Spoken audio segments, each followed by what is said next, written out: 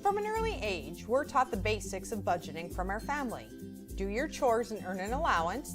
Save what you earn so that you can pay for what you need and hopefully have some left over for a rainy day. Those lessons carry over to when we're adults and earn a salary and pay bills every month. School finance isn't so simple, and few have a complete understanding of how it works. In the next few minutes, I'm going to provide a crash course in school finance to help you better understand how our schools are funded. Schools receive their funding from the following sources: local property owners, the state of Arizona, and the federal government. Local and state sources provide about 90% of the funding, and around 10% comes from the federal government. But here's where it starts to get complicated. Every dollar that comes into our schools has rules attached to it that mandate how it can be spent. Funds from the state are split into two buckets: maintenance and operations in one bucket and capital in another, with 97% of the funds in maintenance and operations and 3% of the funds in capital. Maintenance and operations funds pay for daily operations of our schools, including salaries, transportation, utilities, and general supplies like paper. Capital funds pay for durable items that are owned or used by the school for many years, like buildings, furniture, buses, textbooks, and technology. All districts are required to have a balanced budget and cannot spend more than is provided in the two buckets. If the money in either of the buckets is not enough to meet the needs of our students, the district can ask the local community to pass an override or a bond. Overrides and bonds are different, and the funds they generate add to the different buckets. Overrides are for the maintenance and operations bucket, and thanks to our community, an override passed in November 2015, which allowed us to bring back free all-day kindergarten and provide salary increases for our staff, as well as support invaluable resources, such as nurses, arts education, reading programs, gifted education, athletics, and extracurricular activities. With voter approval, the Peoria Unified School District may also sell bonds, but cannot exceed a set amount. They work similar to a line of credit and fund capital projects that have a useful life longer than 5 years. Throughout the history of Peoria Unified, Our community has passed bonds to pay for necessary expenditures that were not funded through our annual budget. Recently, a group of Peoria community members conducted a study of our present and future capital needs and held public meetings to evaluate the need to go out for a bond in 2018. Based on the advisory groups and district administration's recommendations, our governing board voted unanimously to approve a bond election in November to fund facility upgrades at our older schools, arts education equipment and technology for our students, improvements to our career and technical education facilities, new buses, and the construction of a new elementary and a new high school.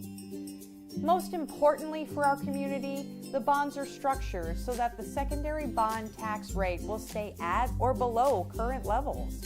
This continues Peoria Unified's commitment to providing a world-class education to our students while also being responsible stewards of the funding provided by our community. More details about the bond can be found on our website. Does school finance make more sense now? I hope so. But if you still have questions or want more information, you can find all of the details of our past and present budgets and expenditures online, or just give us a call.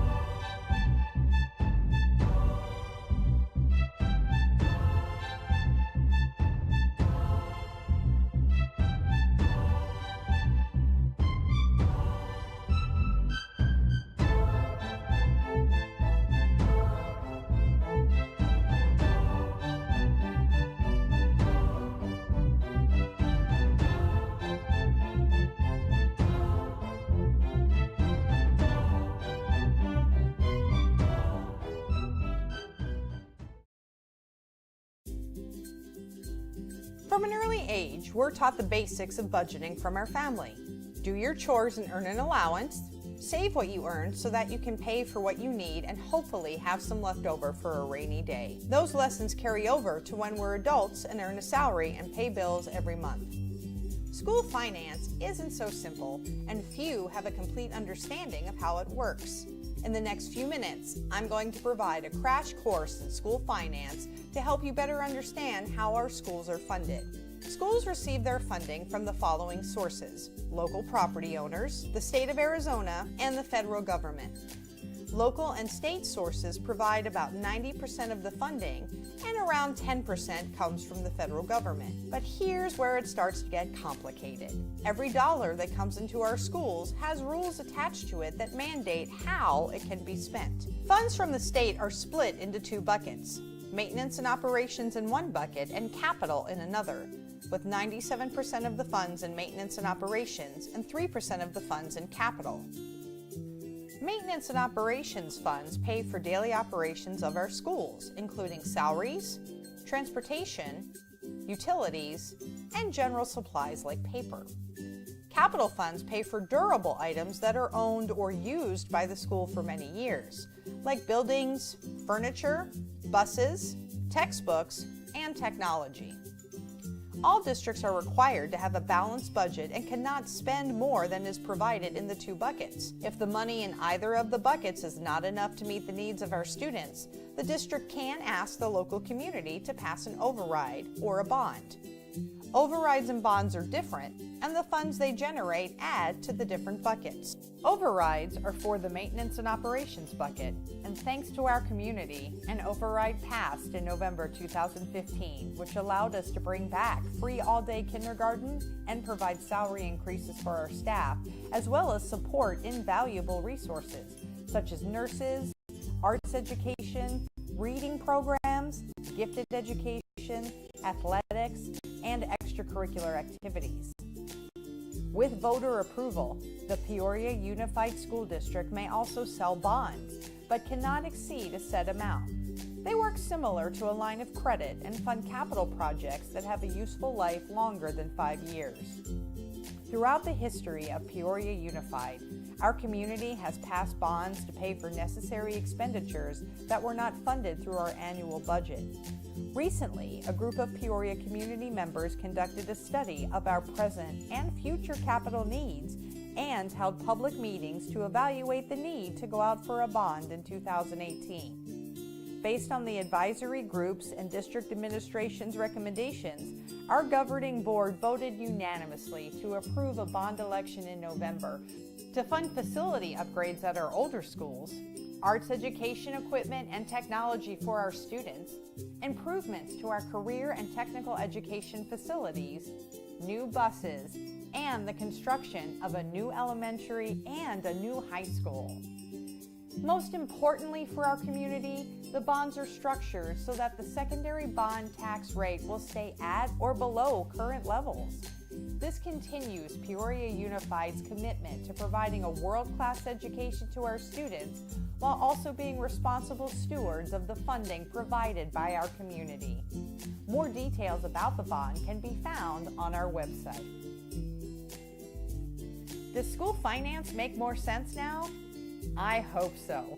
But if you still have questions or want more information, you can find all of the details of our past and present budgets and expenditures online, or just give us a call.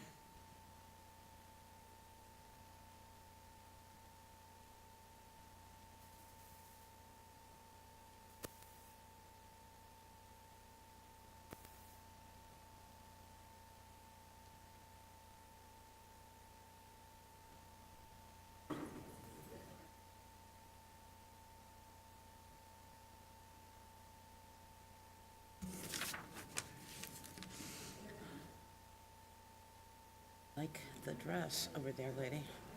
That's really a cool dress. I tried really hard not to get dirty all day. Oh, I don't know how you did that, because I went out for an ice cream before, and it was like, but it was thin cut black. You're like, my daughter does the same thing.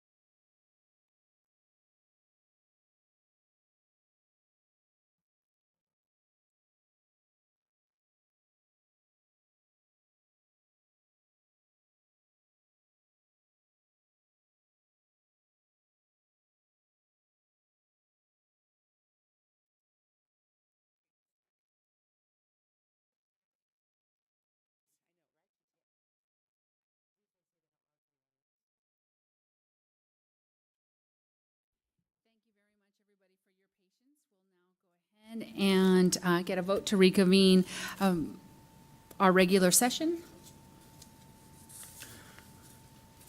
I move that we reconvene our public meeting. I second that.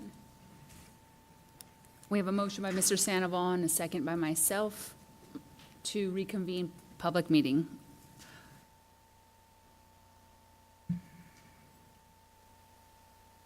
Can we do a voice vote? All in favor say aye. Aye. All opposed say nay. That's aye for me as well. Motion passes 4, and Ms. Pengarelli had just stepped out for just a brief moment. Thank you very much again, everybody, for your patience. We are going to proceed with our opening exercises with a moment of silence and then a pledge of allegiance by our Liberty Senior, Parker Forrester.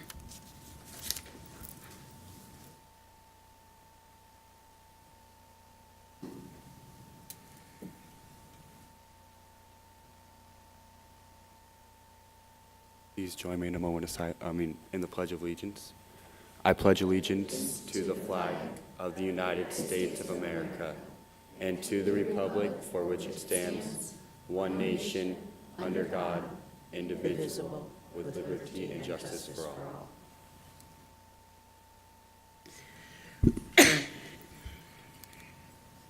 Thank you very much. We'll go ahead and proceed with 5.1, address agenda and consider adoption of any recommended changes. Governing board members, would you like to move anything around? Okay. Excellent. We'll go ahead and proceed with staff recognition. 6.1, Ms. Danielle Airy. Good evening, President Ceja Martinez, members of the board, Mrs. Pallas Thompson. I'm pleased to share with you this evening an exciting recognition. Each year, the National Merit Scholarship Corporation identifies and honors academically talented students from high schools across the United States. Semifinalists represent less than 1% of high school seniors in the U.S. and include the highest scoring entrants in each state. Receiving such level of recognition really is an incredible accomplishment. Approximately 16,000 students were selected nationally to compete for 7,500 Merit Scholarships Awards. In the years past, we've come to you with one or two National Merit semifinalists in our district, and they, of course, make us very, very proud. This year, we're extremely excited to share with you that we have not one, not two, not three, not four, but 5 National Merit semifinalists in our district, and that truly is a wonderful accomplishment. We have a number of them here with us this evening, although not all of them, because a couple of them do have additional school commitments. As you know, these tend to be those overachievers that not only do well academically, but also are involved in many other extracurricular type opportunities on their campuses as well. So our National Merit semifinalists come to us from 3 of our high schools across the district: Ironwood, Liberty, and Sunrise Mountain High School. So I do want to take a quick moment to recognize them. From Ironwood High School is Joe Thomas, and he is one of them that has another commitment this evening. He's also involved with band, but we will certainly pass along congratulations to him. We have 3 semifinalists from Liberty High School: Kelsey Bear, Joshua Kim, and Megan Tanner, and I believe some of them have joined us this evening. Would you stand so we can recognize you? I believe we have Joshua and Megan here with us tonight. Can we give them a big round of applause?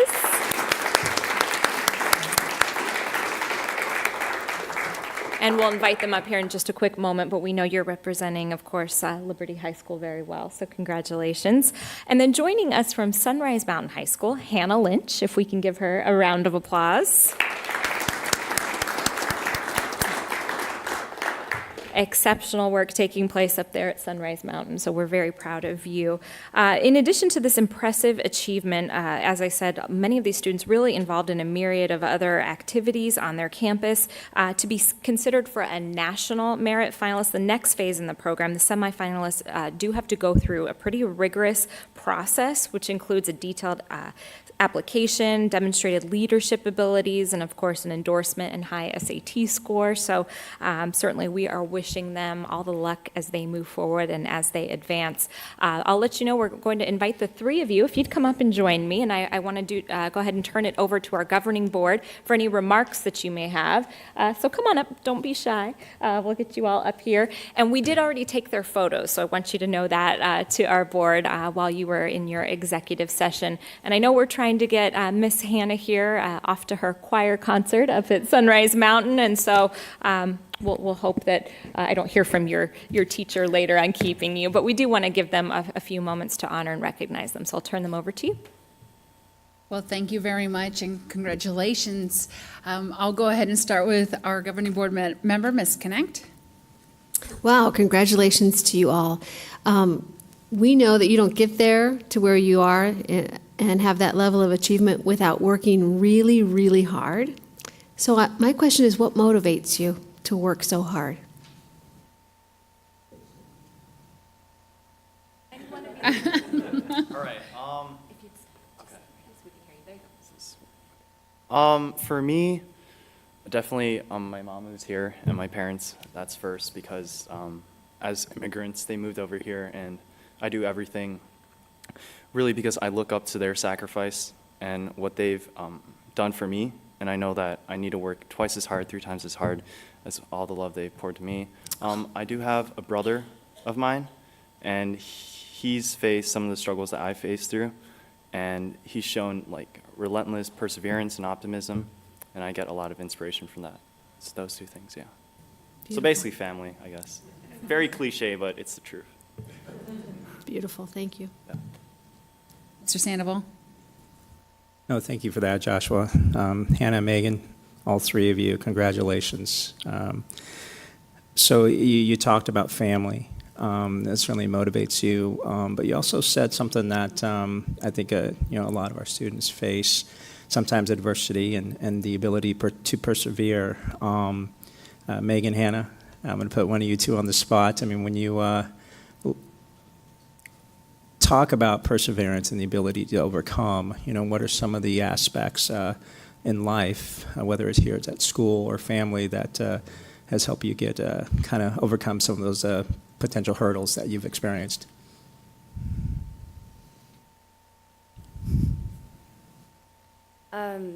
Okay, so for me, I mean, family has got to be a huge one, and it can't be ignored. But beyond that, I had a teacher once explain to me, she actually put it in the curriculum, it was the growth mindset.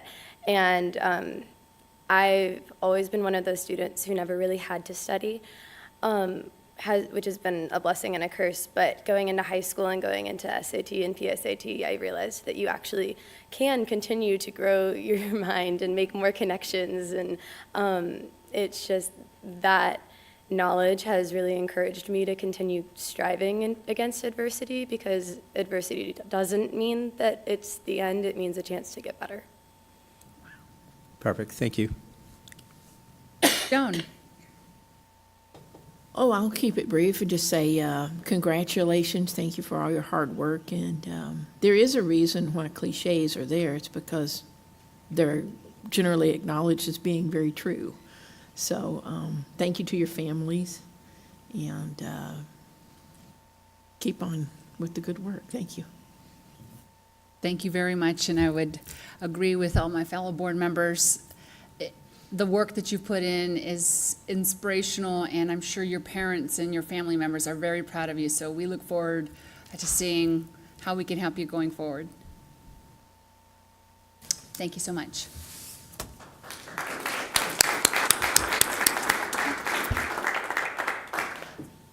Thank you so much. And at this time, I know if you have to leave for other special engagements, we completely understand. Thank you so much. Congratulations. Okay, we're going to move forward with 6.2, board recognitions. We'll go ahead and start with Ms. Doan. Mr. Sandoval? Yes, thank you. So a couple weeks ago, I had the opportunity to attend a PSBN production.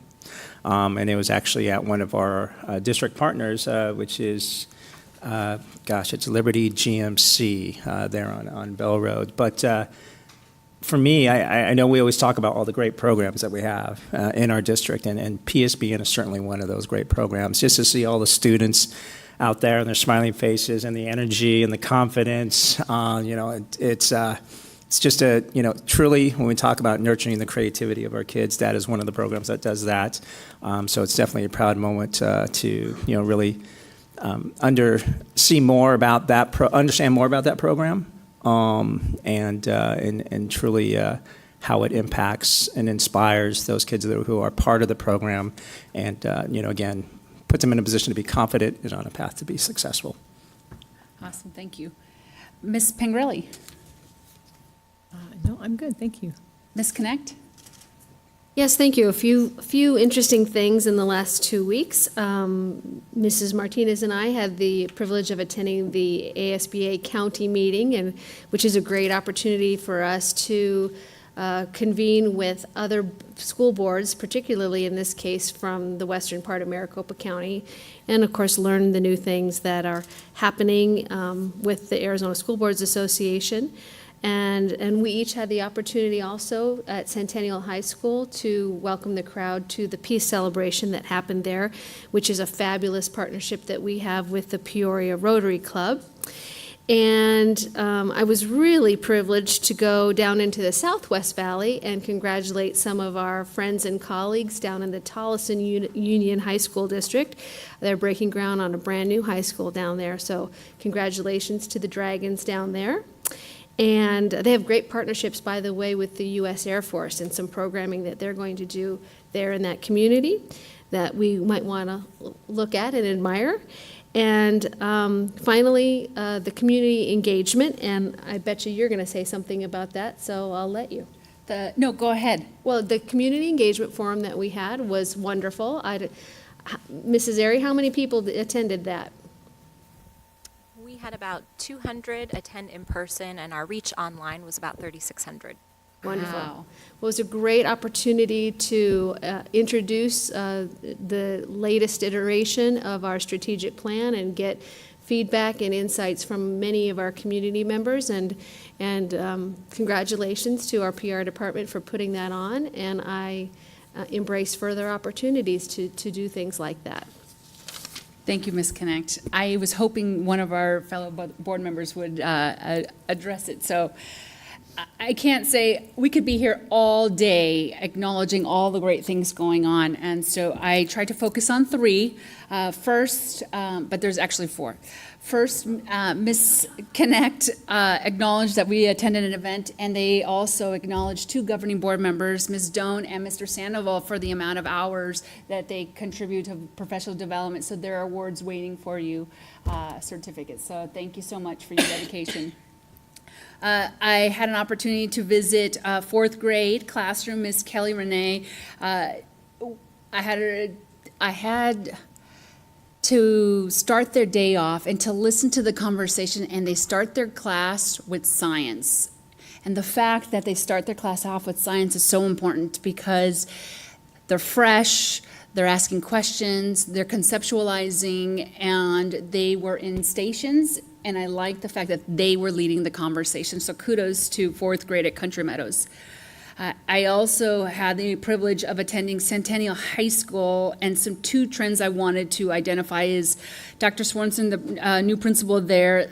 I had walked in on a conversation with a new teacher, and he was building relationships. I went to his office, and he doesn't have one.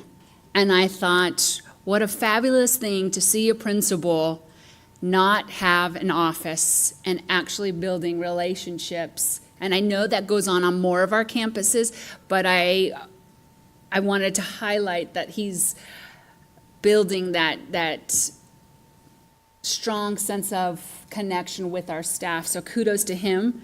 We as a board talk a lot about behavior intervention specialists. So I met with Miss Judy Gladding.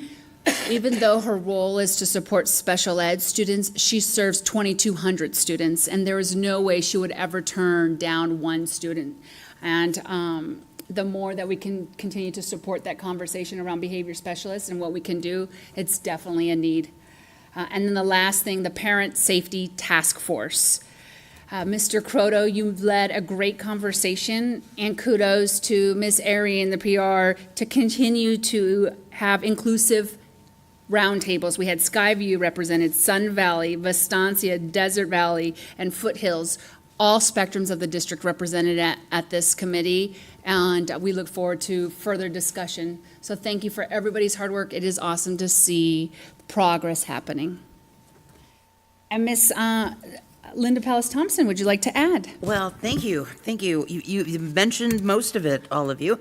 The International Day of Peace was very exciting, and I just want to say, congratulations to Mike Wakeford, who won the Peoria Rotary Peacemaker Award. And he's one of our amazing coach teachers at Raymond Callis, and the work that he does with our special ed kids is amazing. The Community Forum, Danielle, your team, great, terrific, and we are compiling all the discussions and putting those together, so you're wondering what we're doing with that information. It will start shaping again how we're moving our strategic plan. And then finally this morning, I didn't hear any of you mention the Peoria's Lion Club. We're at Sunset Heights Elementary, and they donated a friendship bench to our students. So we were joined by the City of Peoria Council member, John Edwards, who was there, and the Peoria Lions Club had partnered with other schools to offer this friendship bench, which is kind of exciting. The point of peace starts with being a friend. The bench is a sign of peace and inclusion, and they are hoping to install one at Skyview in October, so we look forward to that. Thank you very much. Thank you.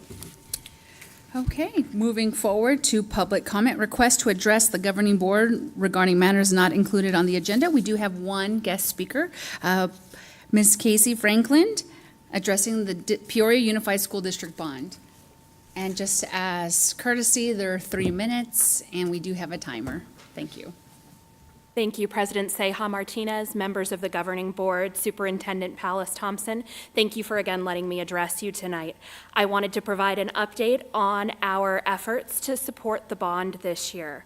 We wanted to first of all thank the board and the community for the wonderful support that we have enjoyed across the board, and just wanted to briefly update you that promotional materials for the election were printed and delivered within the past few business days, and we are very pleased to announce that the county was able to print 14 pro statements in that pamphlet, and there were no statements against the bond this year.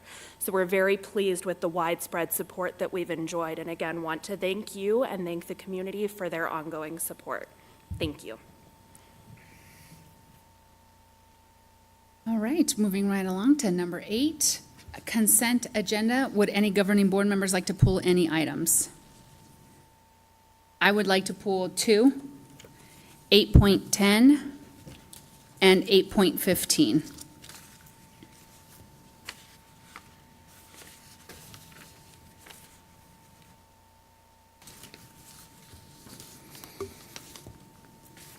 Mrs. Martinez, I move to approve the consent agenda with the exception of items 8.10 and 8.15. I'll second that. We have a motion from Ms. Connect and second by Ms. Doan to approve the consent agenda item excluding 8.10 and 8.15.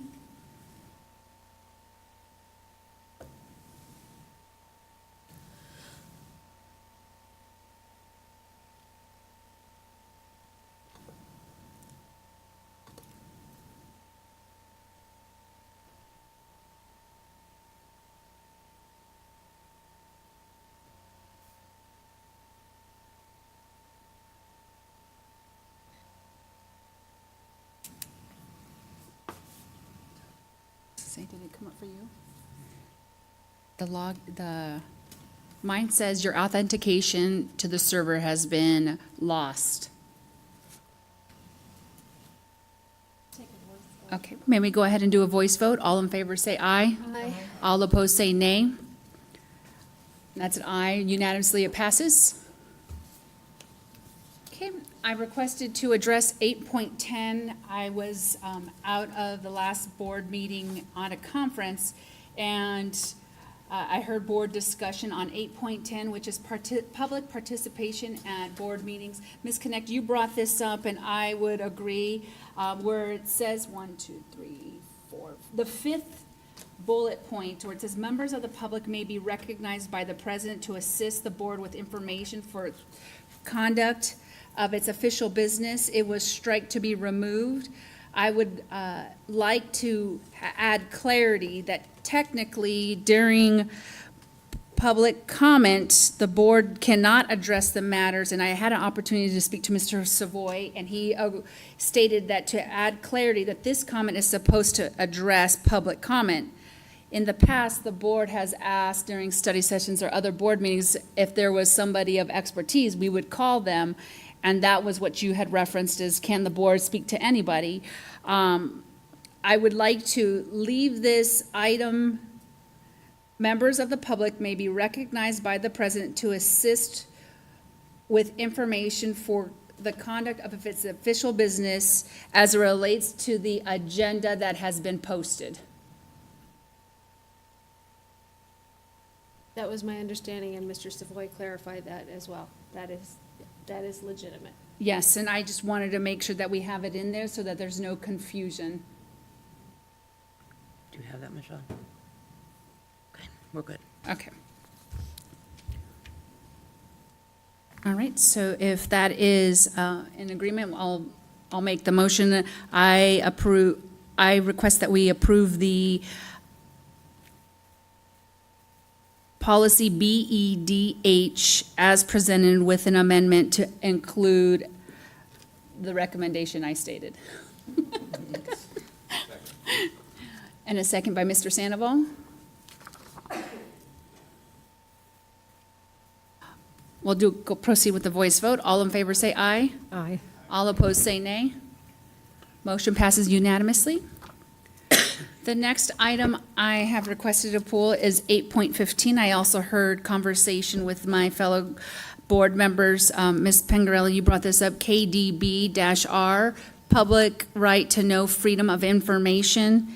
I want to include, in the very last paragraph, it states, public inspection of a document that otherwise would be public record may be denied by the superintendent. I want to make sure that we add that if a superintendent makes this decision to ensure compliance, it is reviewed by legal, and the board must be notified. Gotcha. President Seah Martinez, just as a matter of process, and I don't disagree, with this section, but when we reviewed this the first time, I think what we're going through now is compliance, right? Making sure that all of our policies are up to date in accordance with ASBA. And I think the only item that was changed on this policy were the fees. Is that correct? Or am I? They'll be correct, right? Go ahead, Danielle. President Seah Martinez, Mr. Sandoval, I can address that. Yes, the only change that's proposed is that fee. Now, if you'll recall, this is the one that I did clarify. This is not policy. So know that this is regulation. You would not typically review and approve this. The only reason I included it is because it did have a fee change in there, so I was wanting you to look specifically at the fee change, and that was moving to 50 cents. Something I want to call to your attention that is not policy nor is part of this regulation is law. You'll note that one of the 7 reasons that the governing board can call an executive session is to discuss public record and if there is a need to do just as what you're saying. So obviously you'd be notified and you participate in an executive session should you need to review something that there's a question on as to whether or not it's public record. So just to get clarity, I appreciate that. As far as I've been on the board, I've only been notified once that there's been a public records request. So I'm just trying to understand if we're supposed to be notified, what's the frequency? Let me clarify that as well, President Seah Martinez. That's notification if you need to discuss that in an executive session. You're not notified of every single public records request we receive, or your email would be dinging an awful lot. What we do typically provide to you is some type of an update if you request it, or if you want to receive those periodically in a board report, we can certainly provide that to you as well. But receiving public records requests is a daily, if not multiple times a day. And you'll note we're required by law to release certain items. If we ever have a question as to if something should be released or not, we do reach out to an attorney. And do you don't give us notification, though, if you deny something? I know last time we spoke, you said it's very rare that anything is denied. It's correct, because the law is pretty clear on what's considered a public record and what is not. I can only think of a handful of instances, and you have been notified in the past, and that's if something's related to a legal matter that you're then notified. And we've had a couple of pretty prominent cases that have gone on that you've had to call in legal counsel, and there may be things that are part of that record that are not released. Okay. Thank you. And last clarification, this is only a voting item because of the fee change. That's right. Okay. So let me clarify for you. Are we able to put this on for in the future, once we finish this process, to bring that particular item, if you choose to, back as we're looking at it in the future? Danielle, is that what you're understanding? President Seah Martinez, Mrs. Pallas Thompson, we certainly could. I believe we're covered based on law, which would supersede even this regulation. And that's where I understand, since the law already covers that piece, that they notify the board and that the superintendent has to provide everything, then we're in good order. Okay, so then I will make the motion to approve 8.15 policy KDB-R as presented with the fee change. I'll second it.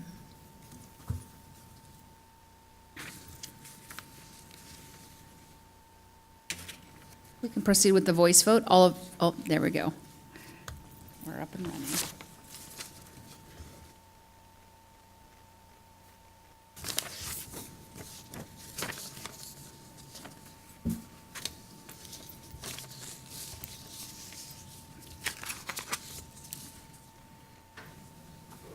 All right, motion passes 5-0. Moving right along here to number 10.1, discussion of superintendent's student advisory council from Parker Forrester Liberty High School student body president. Good evening again, President Ceja Martinez, members of the board, Mrs. Pallas Thompson. You'll all likely recall that typically in the spring, we bring forward to you the Superintendent's Student Advisory Council. It's a group of representatives of our student body presidents from all across the district that come together, meet with district administration about on a quarterly basis throughout the school year. It's an opportunity for us to have really candid discussion with these students about things like what's working well, what are things that we do well as a district, what are areas for concern, or where are there areas where we could improve the experience that all of our students are having. These students are incredible representatives of their school, and what we found is that they have the pulse not only on what's going on from a student council perspective, but they're typically really engaged students that have a really good pulse even on those students who maybe aren't quite as engaged, and that's what's very cool to hear them discuss. We had our very first meeting with all of them to kick off the new school year, and as we concluded that meeting, we did ask all of them and invited them here and said, would one of you be willing to represent the group? We know you're all very busy, and come forward and provide the board maybe with a recap or an update of what we discussed and maybe some insight as to what's to come. So it's my pleasure to introduce to you Mr. Parker Forrester to provide you with an update on behalf of all of our students. Thank you, Mrs. Aries. Good evening, President Ceja Martinez, members of the board, and Mrs. Pallas Thompson. As we were said, I recently attended the Superintendent Advisory Council meeting that was held at Cactus High School. We discussed multiple topics, but the two biggest things were student safety and grade enhancement. As many of you know, student safety is PUSD's #1 priority, and we've adapted new emergency procedures to ensure the safety of all students and staff throughout the district. Another thing we discussed was our students' mental health. Our schools are implementing new resources through our school counselors and psychologists to help with our students' mental health, such as anxiety and depression. And we believe as students, our students believe this is a great direction the district is actually going, because mental health is one of the most important things with an increase of suicide rates and things like that. And we believe we need to care for each and every student who could be struggling with bipolar, anxiety or depression and other such illnesses. The more aware we are allows for better support with our students, and we believe a better support system will allow for a better preparation of our future. Another thing we discussed at the meeting was grade enhancement. As you guys know, our district is already well known for having great in-test score classes, but we believe we need to improve on our state standardized tests. Our student grades are not affected by these state standardized tests, and that is causing the students not to try on them. As students, we believe that we should implement student incentives such as a free class period, replacing a grade, or even a school competition between the classrooms to help promote them actually trying on their state standardized tests. And with this, we hope to see an increase in standardized test scores overall. This is just one of our first meetings, and I look forward to possible future discussions with all of you. Thank you for your time. Thank you, Parker. Mr. Forster, this is not the first time we've met. Nice to see you up here, and I look forward to hopefully you joining us someday on the dais. Thank you again for that comprehensive presentation. I'm going to go ahead and start with our governing board members, and then we'll go from there. All right, thank you. Ms. Doan. Say thanks for your insight, and it's always good to hear from the students what may be going well and what may need some work. I do look forward to hearing regular reports, if you will. Thank you very much. Thank you, Mrs. Doan. Mr. Sandoval. Parker, so my hopes are that we're going to get very close here as a board meeting, sit up much closer and create a space for you up here someday. But thank you for your leadership. So my question to you is, as a leader on your campus, what are some of the ways that you engage with the other students to allow them to express their voice, to you as kind of their voice, somewhat of a conduit between, Liberty and where you're at here in front of the board? Mr. Sandoval, I'm actually very involved with social media for everything on Liberty. I accept any like direct messages for questions that students may have about anything that's coming up on the campus or for the district. I'm also always at the school. I practically live there, so I'm always around campus. I believe I'm a friendly guy, so I'm trying to hear everyone's opinions and ask what they think. Good, perfect. Thank you for that. And what about collaborating with the other sites? Do you, have frequent meetings with your peer, if you will, at Cactus and Sunrise, et cetera? Mr. Sandoval, our first meeting was the meeting that we were just discussing. I'm actually close friends with the Sunrise Student Body President, Centennial Student Body President. We all are very close, and we all like to talk to each other and make sure everything's going very well with our district. Perfect. Thank you. Thank you. Ms. Pingarelli? Oh, well, welcome. It's very nice to meet you this evening. I just wanted to say that mental health is, I'm glad that the student body finds that as to be one of the most important items. So do I. I think it's very important. I guess, when's the next time that we'll be seeing you here? Is it Ms. Pingarelli will be in November. November? Okay. Yes. Well, I will have a lot of questions then for you. Thank you. You very much. Ms. Connect? Welcome, Mr. Forrester. My question's related to what Mr. Sandoval said, and I'm curious, when the 7 of you sit around the table together, do you find that your experiences at the different campuses are pretty similar, or are there distinctions between one campus and another, or some campuses are thinking about one thing and maybe another campus is not, and vice versa, or do you pretty much have similar experiences? Mrs. Connect, I believe that us student body presidents all see similar things going on in our campus. A lot of it we hope to address with you guys later. And do you have the opportunity to kind of share ideas, like, hey, we had that issue and we tried this and that worked pretty well? Are you learning from each other? Yes, especially with these meetings, we get to talk about what's going on our campus specifically, and we get to share ideas with each other and see what works best, what they're doing to help with coping with students who are struggling with mental illnesses and stuff like that. That sounds like time well spent. Very good. Thank you for participating. Thank you. Thank you so much. So just to clarify, how often do you meet with the superintendent? President Ceja Martinez, we meet quarterly at these meetings.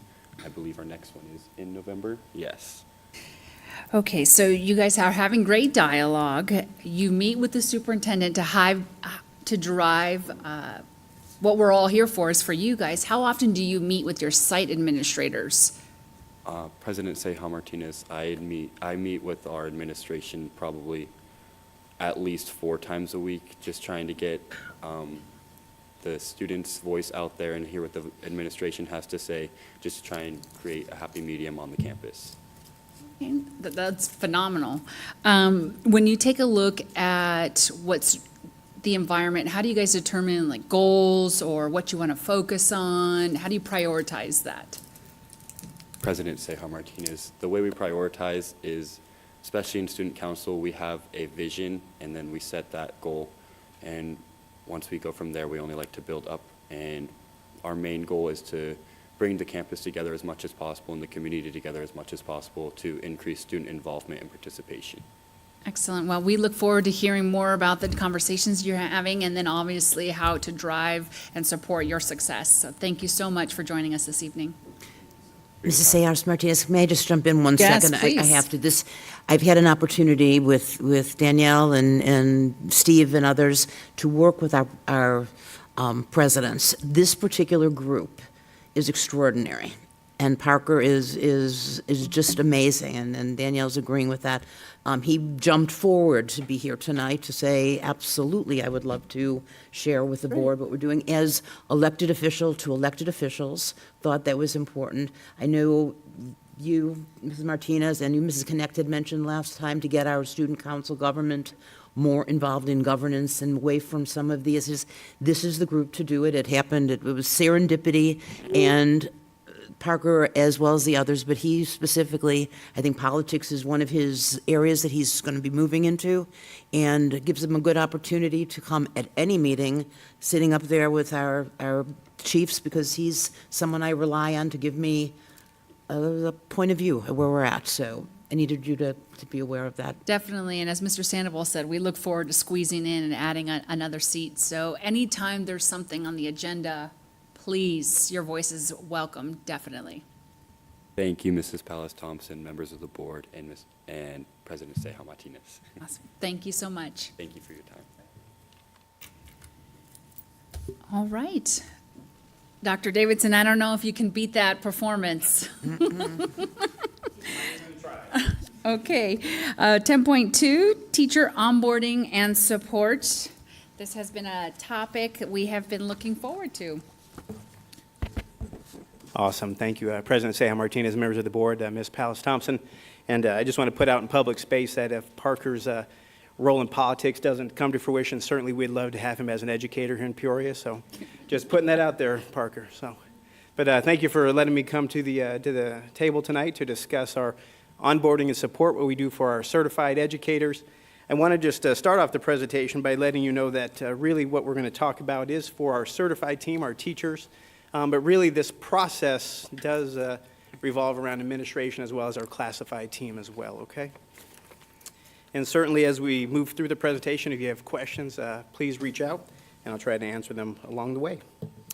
Tonight we're going to just really look at these key concepts, things as we start a team effort all the way through point of hire, prior to hire, serving as an educator in our district, as well as how do we grow our team. So as we begin, and I was talking to Dr. Bell, bless you, earlier, this is certainly a team process that HR doesn't do this by itself, certainly, and that teacher induction is really a broad topic. So tonight, my concept or my construct, I guess, as I present to you is broad in scope. I certainly will try to speak to some data sets that one of our board members asked about, which I think will help you understand where we're coming from in terms of our onboarding process. But one of the things that I mentioned in here is that it is a time-intensive process, but it's one where I believe, especially members of Ms. Aries' team, come out and really help our new hires understand the Peoria story, what it means to be a Peoria employee. And I feel like during this time, the feedback we've received is very positive in that they really can feel our family spirit during this time. So I'll begin by sharing some teacher retention data that we have gathered over the last few years. And you can see here across the last 3 school years that we're relatively stable. It's a number that has grown, as you can see, from 259 to 275 in terms of the loss of educators that have vacated their positions over time. We remain about 87% retaining, so that's about 13% loss of our employees. It's a number that I certainly would like to decrease over time and putting more energy into the retention of our staff. With these numbers in front of you, I'll speak a little bit to the data, just some trends that we've seen over the last few years. Retirees over the last few years have ranged in 15, 16, a very small amount. We had 15 retirees to our high of being 45 just 2 years ago. This past year, we had 43 retirees. Employees that select as part of our survey and data when our employees leave and fill out their form for resigning their positions, we've had anywhere from 54 to 47 that have said that they're moving. And I couldn't tell you today that necessarily means moving to another location, out of state, in the city, out of the country in some cases.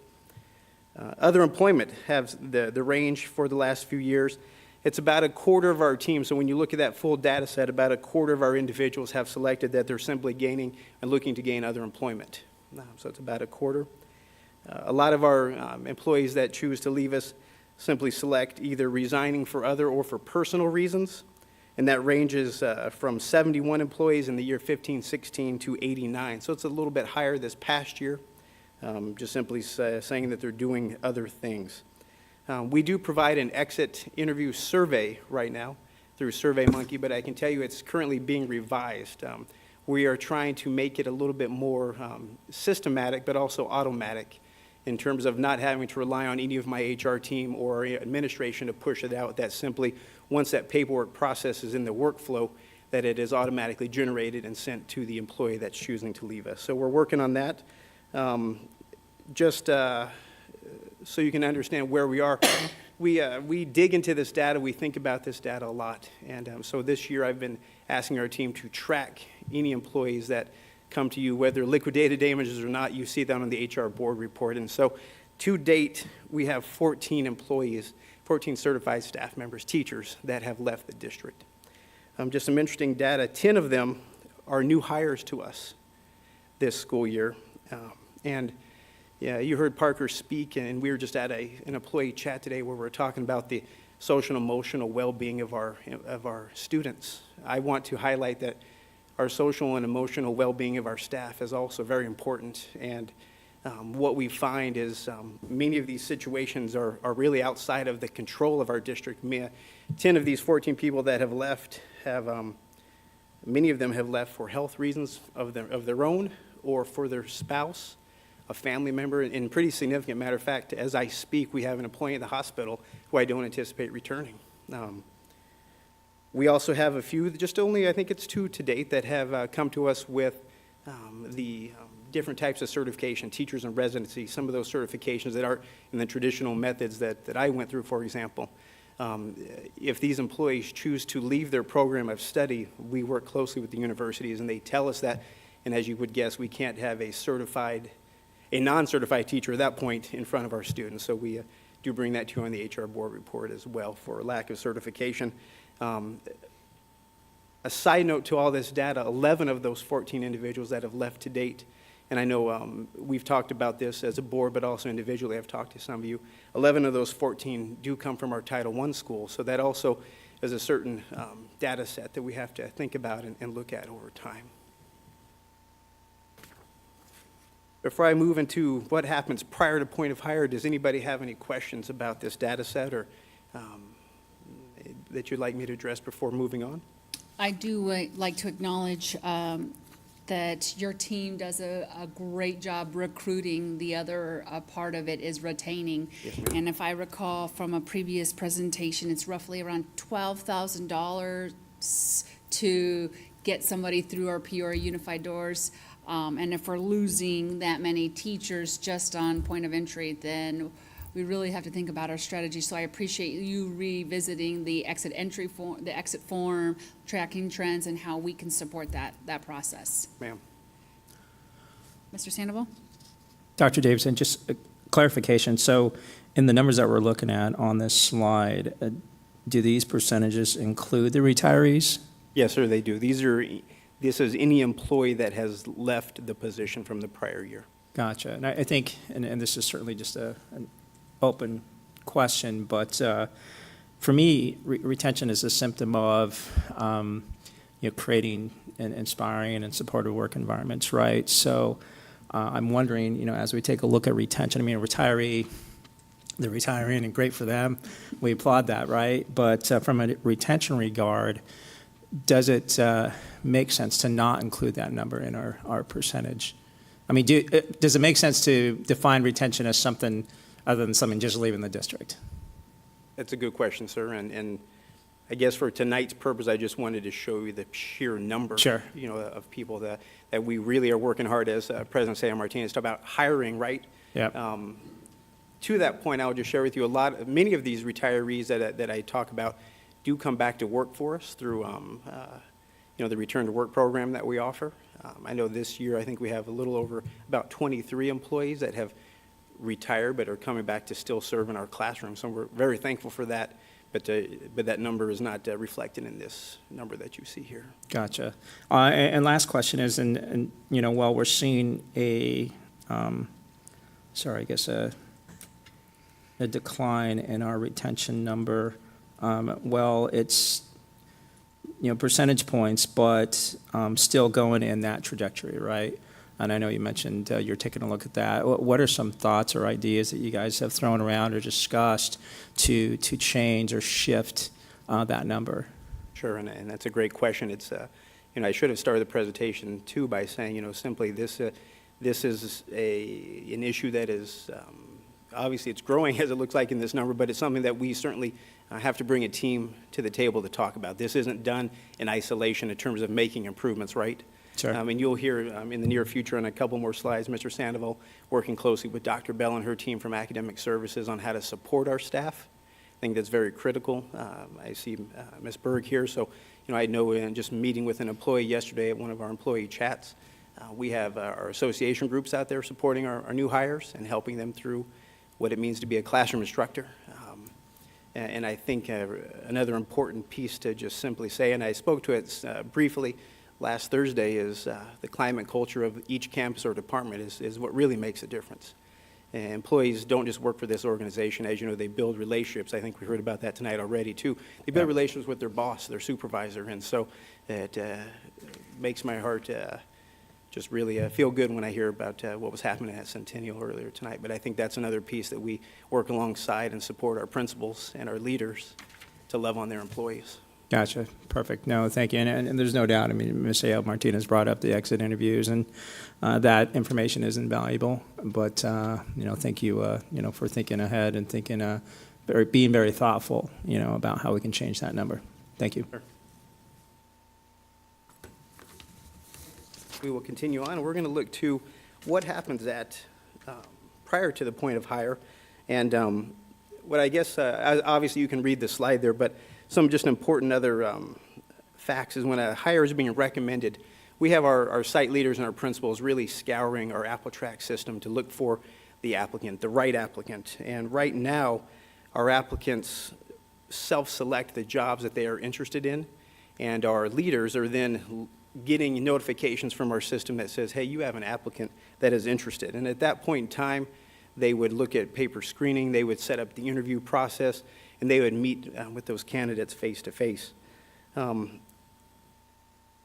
What I guess I wanted to highlight about that particular piece is that it's one thing to sit across from during an interview process and answer questions, but I think one of the things that we've been working with our admin team on and our leaders is finding that right fit. Some of the terminology I use at our job fairs is it's one thing to meet with a future employee and to talk to them about how we as a district will invest in them, but at the same token, we expect them to invest in us. And I think it's just real important that we highlight that it's really about the fit that campus and that campus team have with that new applicant as we move through this process. But during this whole prior to point of hire, we're looking at reference checks, we're doing background screenings, we're reviewing transcripts, looking at experience, looking at credentials, in many cases working with universities on those that are still going through the process, looking to graduate in the late summer. So we have a lot going on at prior to the point of hire. As you can see, the other thing I'd like to point out is that last bullet there, that we work with our applicants, especially our certified team, to issue them a letter of intent to hire. A letter of intent to hire is basically us as a district working with that future teacher of ours saying, hey, we are interested so much that we're willing to hold a spot for you. Here is a basic salary that we're going to offer you. We have a nice little pamphlet that we give them. It talks about their employee benefits and what they can look forward to in terms of joining us as a district. However, it is not legally binding. So ultimately what that means is we have to keep our communication pathways open with those future employees and work closely with our principals to ensure that that spot remains open as we move this employee through the process. This is not uncommon across our districts, but I guess I'm just a big fan of making certain that those people that want to be here with us, they know if we want them here, it's kind of that partnership right there. They're not just left on their own. So that's a little bit about what we do at prior to point of hire. Again, I'll take any questions before moving on. And when I was at ASU, I was studying to be an ESL teacher, and at the time that was in high demand. And we actually had school districts engaging with us as students in the university. Do we have programs where we are engaging with students, whether it's at ASU or NAU or GCU, to let them know that we're out here and that we're hiring? Ma'am, thank you, Ms. Connecton. Great question. Jackie Cullinan on my team is kind of my go-to person on keeping those university partnerships together. Matter of fact, just the past few weeks, we've been registering for all their recruitment fairs and finding opportunities to put out advertisements and information about our district as it relates to our current needs. In just a few short weeks, we'll be bringing in all of our student teachers from this first semester, those that are still in school, as you know, to talk about what needs we have in the district, possibly issuing letters of intent, and in some cases saying, hey, perhaps we can work alongside your university to get the student teaching intern certificate. Perhaps you're at a point in your training that you could actually take on a job and get paid for that. So we're trying to look for a variety of avenues to keep in close contact with our universities. I just talked to Mr. Panzer today, who, as you can guess, is very connected to the different arts colleges throughout our universities, and he has 3 different individuals coming through ASU, and he just simply said, "Hey, are you okay if I talk?" "Yeah, I'm okay if you talk to them." Let's stay involved and ensure that they know not only that we have needs, but also who we are as a district, so that Right, that's out there. and another partnership that aligns there would be with the city of Glendale and the city of Peoria. They might want to help us not only sell the Peoria Unified School District as an employment center, but the surrounding community as a great place to live and work, and put your kids in our schools. Yes, ma'am, very, very true. And last year, I'll just share another partnership we began to form was with Glendale Community College. I know that when Miss Whitty was in her role, and we continue to foster that partnership for training grounds for those students to serve as instructional assistants in our rooms and in our schools, and then continue on into the teacher pathway. And certainly, I know as part of our career and technical program that we have early childhood programs. Was it Future Teachers of America or something like that? Anyway, if we can help nurture that love of working with kids and help facilitate pathways there to our high school students, that would be great too. Yes, ma'am. True.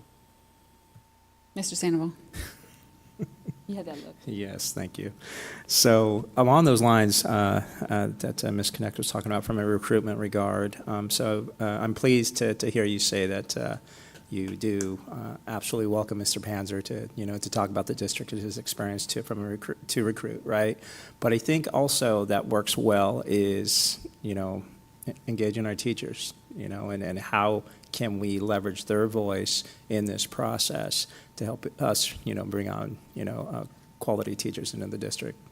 Sure. No, very good point. And that was a question asked by one of our board members of how do I utilize current staff? And right now, from just an onboarding perspective as it relates to, especially this prior to point of hire and even my next slide, at point of hire, we don't really utilize our staff, and it's really only because of the time in which it's offered. It's during the time in which, of course, they're teaching our children. But I would share with you, if you were to go to our website right now from the PUSD homepage, there should be a video of one of our former students and teachers talking about what it means to be a teacher in the Peoria Unified School District. And we have about 4 of those that we recorded last year, not only from a teacher's point of view, but also those are former Peoria students' points of view. So it's kind of a two-pronged approach there. But yeah, I agree, it's very important, sir, to utilize our current staff. No, agreed. And I think, so knowing that we have that asset out there, I mean, it'd be great to, because I know there's a time frame, right, where there's, a lot of recruitment going on. I think like the April time frame, right? And getting that out there and, promoting the district and leveraging, those voices to bring individuals on board. And Mr. Sandoval, you've shared yourself. I agree with you that I believe our staff are the best pieces of advertisement we have, right? They're the walking billboards. I think you've used that term. We need our people out there spreading the good message of Peoria Unified. Ms. Stone, anything yet? I would like to, I'm privileged to be a part of a project that I'm working on in the private sector, and we focus on education majors, and I hear that Dr. Panzer is focusing on the arts.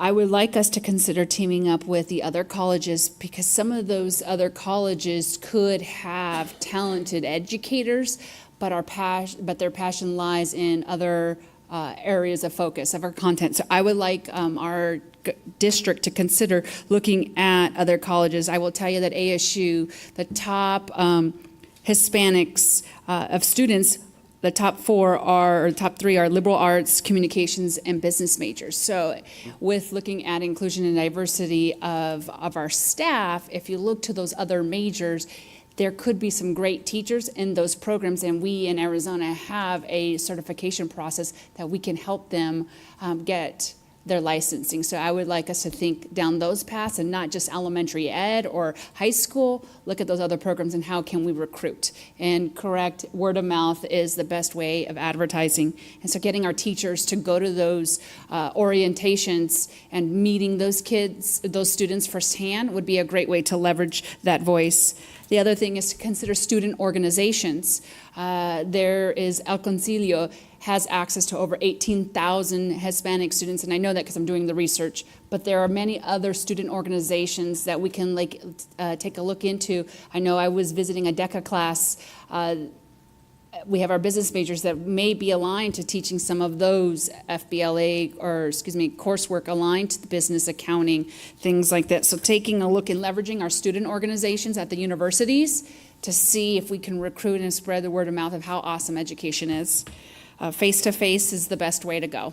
There are all kinds of apps. I believe I shared with you Yellow was one to look at how to track and retain. There are some interesting hot topic recruiting mechanisms that we should take a look into technology-wise. No, certainly, and President Ceja Martinez, I'd just like to add, right now we have 12 individuals currently that have come through other professions, so they're on that certificate, really calls them the subject matter experts. So we've begun that process, I think finding those individuals that are looking at not just to be lovers of content, but also lovers of children is real critical in igniting that passion. But I agree with you, we can certainly look to other methods for recruiting. Definitely, as long as we can increase our talent pool so that we can have the opportunity to choose the best of the best. Yeah, very good. We'll move to at point of hire there, and again, I gave you just a variety of things that we're doing this year. Instrumental in some of our changes is Miss Ari and our team coming together. As you can see there, we utilized our public relations team, my HR team, our benefits and payroll team as well. This year, we've implemented a swag bag. That was a question that came to me, and I wanted to share with you. As our new hires come through the door, we greet them almost as a wedding ceremony. We're out there shaking hands, smiling, and giving them their Peoria swag bag, so that's real fun as they enter this room here. We also, new to this process is, as our employees finish the second onboarding session, we ensure that we have a school bus waiting for them right out the front door. Our employees leave to get their technology set up after that, about roughly 2-hour session. And what we found is that sometimes people struggle to find the Cholla campus. Maybe someone decided they needed coffee before they got there. So we said, hey, you know what, let's make it an experience. Let's have our team get on the bus and travel together. So that's been a real positive experience this year. And then the bus drives through Starbucks? Because Because if you need your coffee, you need your coffee. I haven't asked that question, I'm afraid to ask. But, so, you know, that's been new to it this year. Some of our employees do have to come to work prior to some of these experiences, as I share on this slide, for different pieces of training. We work closely with typically Dr. Bell's department there. Please note that all employees, all new hires are required to attend. We provide them numerous dates for scheduling, but we do follow up. Our specialist on my HR team follow up with them to make certain that they're all present. You may wonder, well, what do they talk about there? I list on the slide here policy. So I'll share with you, we talk about staff ethics, staff conduct with students as well as peers, the evaluation process, employee discipline, involvement or lack thereof in politics, conflict of interest. We talk about our leave policies, things that we feel would be pertinent to the new employee at the time. As you could guess, there's a lot going on as they come into our district, and there's a lot to think about, so we try not to bombard them too much. We also talk about, as payroll comes to the conversation, things such as long-term disability, what it means to be inside the Arizona State retirement system. When do they get paid? That's always a great slide. Our employees like to see that. We talk about our benefits and what it means to be able to save for retirement, you know, for a 403B or a 457 plan. So we give them a little bit of information. It's not super in-depth because we're working hard to just kind of set them up for success, knowing that they'll hear additional things throughout the year regarding all of these items that were mentioned. We also do talk about our employee assistance program. As you know, in Peoria, we offer 2 different programs, one for benefited employees and one for our employees as well as their family members. So we want to make certain our new hires know about that before they leave into the next part of the process.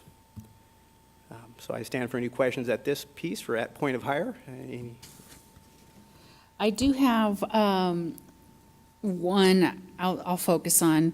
You covered most of everything, but the one I wanted to include is, I think about when I was a new teacher, I would like to see included, I'm glad the survival kit or the swag, but in a survival kit is two things. One, an organization chart, who's who in our district and what their role is. I went to go online today and tried to find an organization chart, and I saw beautiful faces to some of the administrators, but I didn't see an official org chart going forward, so that and so they know who to call. Second thing, a hierarchy if you have a behavior problem. Or assistance with a behavior management. Your first point of contact is your peer or your mentor.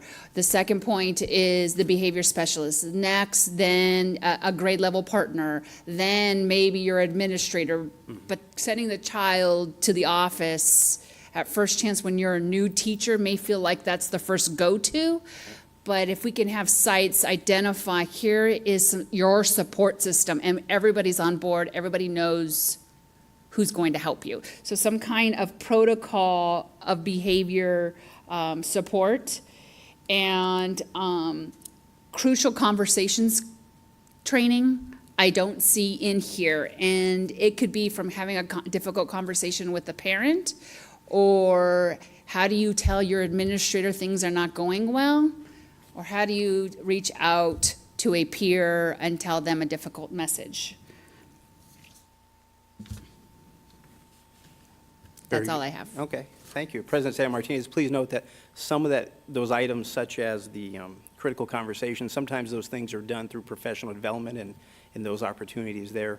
And I certainly can understand the desire to have that information on a flow chart of sorts of how you handle students and the needs that come with students.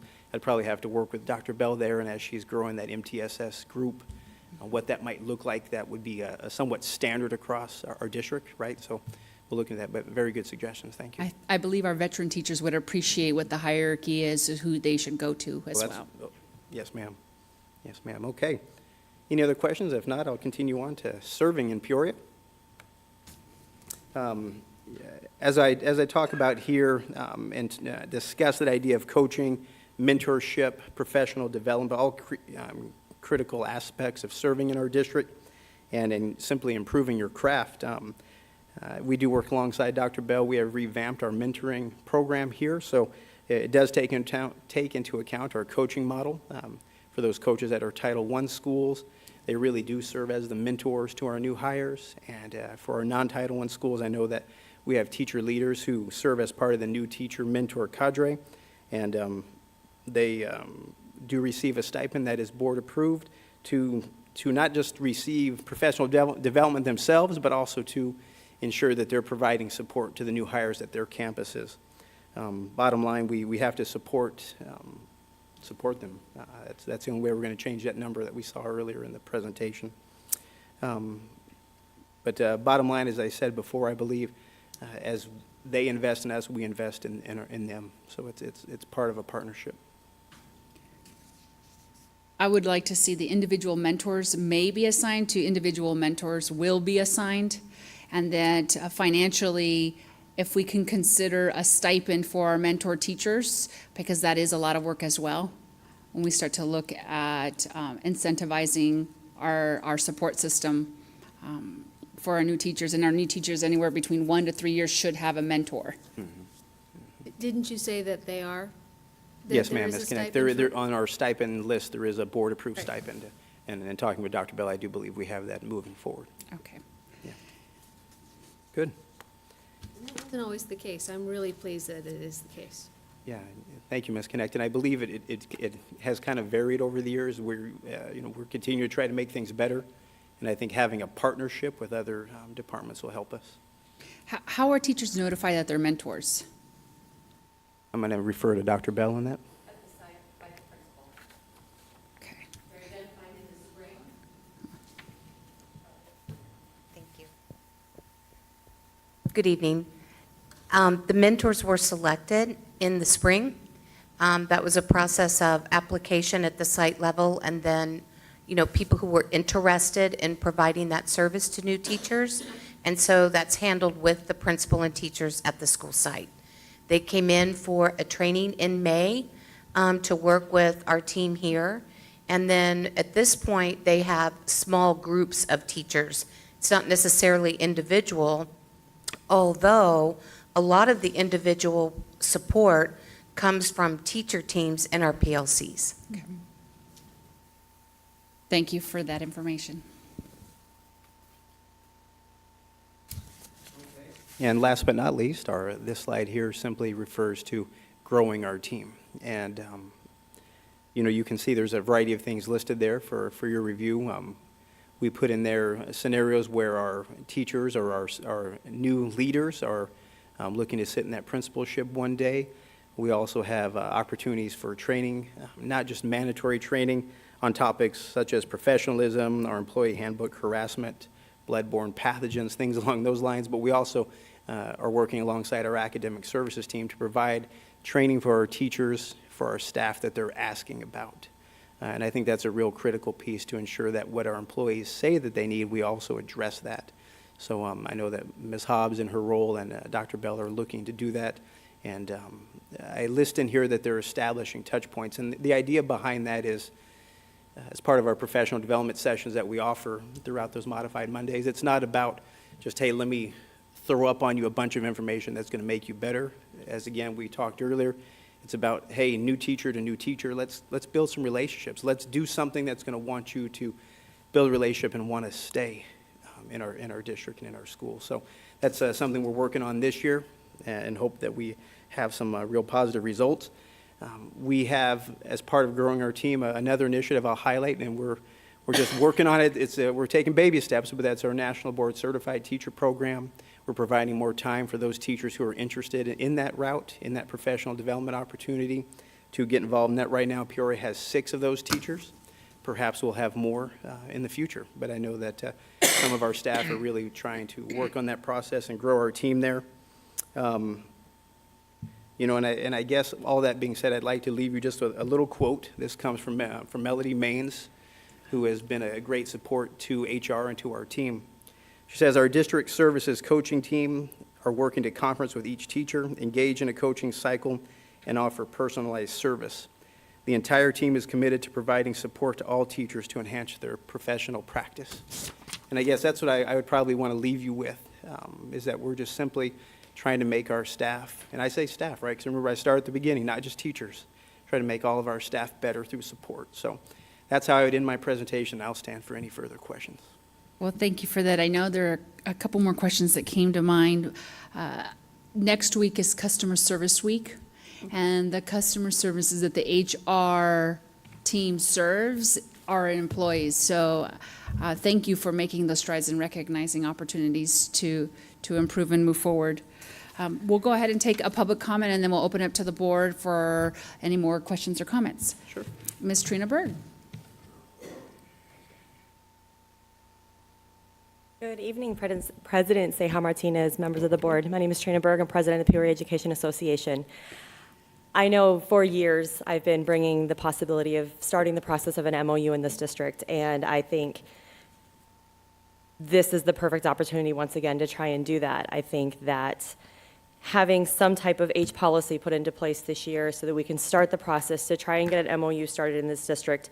We are one of the only districts, the only district in this area that doesn't have an established MOU with the district and the teaching association. I think there's a lot of things we could work on to improve working conditions. I know pay is an issue. We all know this, even with our increase of income for this year. Pay is still an issue. We're still grossly underfunded in the state. But there are things that we can do, working conditions on sites, from site to site to site. And I know you said earlier, Dr. Carter, or Dr. Davidson, that, sorry, I'm so used to calling you Carter. Dr. Davidson, that there are some sites that have a higher turnover rate than others. There are some working condition things that we can really look at and improve in this district that would improve teacher morale overall. And MOU automatically brings teachers to the table to discuss everything that happens in a district. And I know we have our established advisory council, but the process of an MOU and having that meet and confer interest-based negotiations would change the dynamics of the teacher voice at the table. Unfortunately, we still battle the I don't really want to go against my administrator, even though my administrator is asking me to do something that's not quite the way it's supposed to be. And I think that itself, it's irritating. It's irritating that we have to fight that battle. And an MOU would take care of some of those things that I have to deal with, just with my position as the president of the association. And it would give that immediate, you can't ask your teachers to do this because this is how it's written. And so it would give the teachers, again, that voice. So please expect, once again this year, as we're moving through policy, I'm going to be bringing forth the start of, let's establish an age policy, let's get it in policy, let's start the procedures. And I do really think with especially, we're trying to keep our teachers here. We're seeing very slight declines every year, so we're not meeting that goal. This is a great thing to let's try this. Let's see what we can do and change and work on just the basic working conditions. Making things a little bit more equal as much as we possibly can from site to site in a very large and very dynamically different unified school district that we are working in. Thank you. Okay, we'll go ahead and start with comments. Ms. Connect? Ms. Pingerelli? At this time. Mr. Sandoval? Dr. Davidson, so the slide titled Growing Our Team, just a quick question around bullet number 3, the modules, and in parens you have culture and compliance.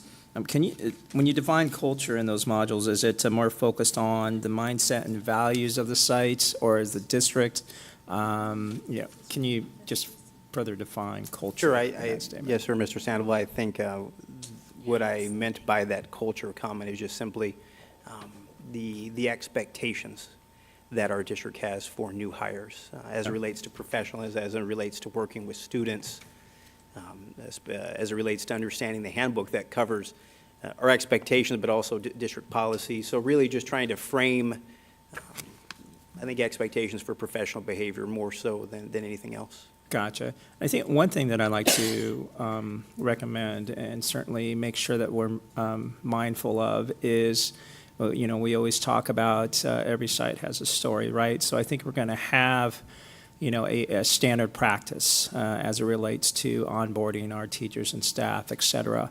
However, I think that process should have some flexibility in it to integrate, certainly I recommend we even have student voice, not in the hiring, but certainly in the onboarding, right? And allow students to have conversations with these new staff members. I think what a better way, one, to start building those relationships, and two, for the individuals to, more fluidly, acclimate into the environment. But, I just definitely recommend, having some adaptability and flexibility in our onboarding process as it relates to, the differences and dynamics that we see across the district. And to that, Mr. Sandoval, I gave our board tonight just a general overview, right? But it's very important to recognize that employees, for example, who work in transportation will have additional onboarding, right, very specific to their jobs, food service, and other departments like that, too. We have one more public speaker. I apologize, it was in my shuffle of papers. If you don't mind, we'll take a pause with you, and then Mr. Daniel Hill.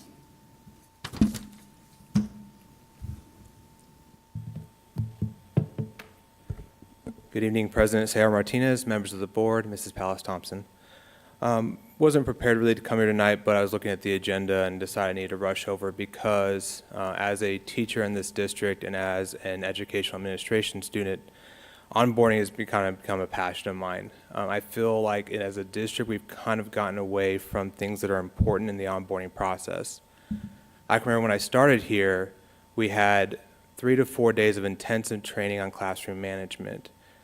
Techniques that I used my first day in the classroom that I still remember to this day. I can't really talk to you about some of the 403B stuff or the financial stuff we talked about, but that was stuff that stuck with me and really saved me those first couple days in the classroom. We have student teaching as educators, but managing your own classroom, setting it up is very different. You don't have another teacher in that classroom, and a lot of our student teachers come in maybe 2-3 weeks after the class has started and the classroom management system has already been set up. So coming in as a new teacher, having that experience, having time to learn and practice those techniques was very important to me. Also in our district, especially at my site, we have a lot of TIR candidates, and they've never taught before, and so where are they going to learn these classroom management strategies? So I know our time frame for new teachers has really been reduced, and I know it's important to talk to them about benefits and policies and pay. I think it might be important for us to invest some time and add some additional days to that so we can invest in classroom management. If we invest in those things, then we might see some reduction in some of the disciplinary issues that Mrs. President Sayre Martinez spoke about. They know how to handle issues in their classroom versus sending it up to the front office. And I know we talked about professional development, and we have an amazing instructional coach on my campus, and classroom management is something she touches upon multiple times, but it's further down the year. And so what are these teachers doing that first week? And I loved the retention rate data, but I would say our new teachers are probably leaving 3 to 5 years in the profession. I like to see that data. If we're tracking a teacher first year, second year, third year, and usually third year is when they've kind of had enough and they'll leave. So we could track that data and see how are we retaining our brand new teachers, and are we setting them up for success. And so one thing I'd probably ask that we maybe do is look at a survey of our staff and asking them, and what was very helpful to you your first year in the training that you were provided, and what do you wish you would have gotten to help you be more successful? And I think I just want to kind of touch back to something Dr. Davidson said, and I respect Dr. Davidson greatly, but he said as they invest in us, we should invest in them. I think it should be the opposite. As we invest in them, they are more likely to invest in us and want to stay with us. Thank you for your time. Thank you very much, Mr. Hill. And actually, I found an article to your last statement about loyalty. Loyal employees are worth way more than their weight in gold, and is to address the direct statement that you said. The behavior management is a key point, because right now we're dealing with, we don't have enough resources. So not to dwell on that, but that is going to be number one, and it's going to impact the well-being of the staff when they're handling those challenging situations. I do want to address one more thing on the prior to point of hire, because it was brought up to me as I visit schools. You talk about the candidates choose us. We talk about in our district needs assessment, needs-based. If one candidate puts in their application for a multiple schools, the principals look at it, they interview, and they say, we both want them, what happens from there? Certainly, good question, Ms. Sayre Martinez. And currently, our practice is to allow the principals equal access to that candidate. And what I mean by that is when our staff member at HR calls to offer the position, they would say, we have a job offer for you teaching this, or teaching this, or teaching this, right, at so-and-so site. So we give the employee the opportunity currently to choose where they fit or felt they fit best. But do they choose in the original application process of what schools they're considering? Not necessarily in any type of rank order, they just list the positions that they would be interested in. Okay, so the reason why I bring this up is research shows the most qualified teachers should go in the neediest schools. And if we're looking at Title I schools versus non-Title I schools, and we have a couple administrators going off for the same teacher, and because that teacher may choose, for whatever reason, a non-title school, we're doing a disservice to our students. So at some point, our administrators need to make a decision based on student needs first. And if the applicant had already put them as a selection, it is our responsibility to put that teacher in the best place. And that may be in it may be in a Title I school. With that being said, we also need to consider stipends for our Title I schools, because they need the most qualified candidate. And when you're a new teacher, 1 to 3 years, I love your passion and your energy. I was there. But in those most neediest environments, we need the 4th, 5th, 6th, and on year teacher to be in those. So I would like us to reconsider that practice. And it needs to be a needs-based assessment on where we put our teachers. Very fair. And then Ms. Sayre Martinez and members of the governing board, please note as Ms. Myers and I work through our budget process this year, certainly we will be speaking to suggestions or ideas, not only that I might have or that our staff has, in regards to supporting educators in our Title I environments. Thank you. All right. Thank you. 10.3, Superintendent Performance-Based Compensation for 2018-2019. Flip me up here. Well, thank you. I'm waiting. It's a pleasure to be here to talk to you about the superintendent's performance goals for 2018-19. Please note that there's 4 evaluation components typically expected through statute. One, and that, if we're moving me along here. Yes, thank you to that. Thank you. Great, thanks. One area has to do with parent satisfaction survey. That's embedded in what we do. The other is, I'm listening tonight, teacher satisfaction survey. Considering everything, I'm satisfied working at the school department. I'm looking as I'm listening tonight that probably is going to need a revision that we might be able to put in right now. The third area is academic games, and the other area is other. And those other have to do with some of our initiatives as we move through. For the satisfaction survey, the question is, and it's typical, I consider my child's school to be an excellent school. Our score for 2017-18, 4.1 on a 1 to 5 scale said, yes, we do that. So the goal is to maintain or improve our score in that area. Under teacher satisfaction, considering everything, I'm satisfied working at my school department.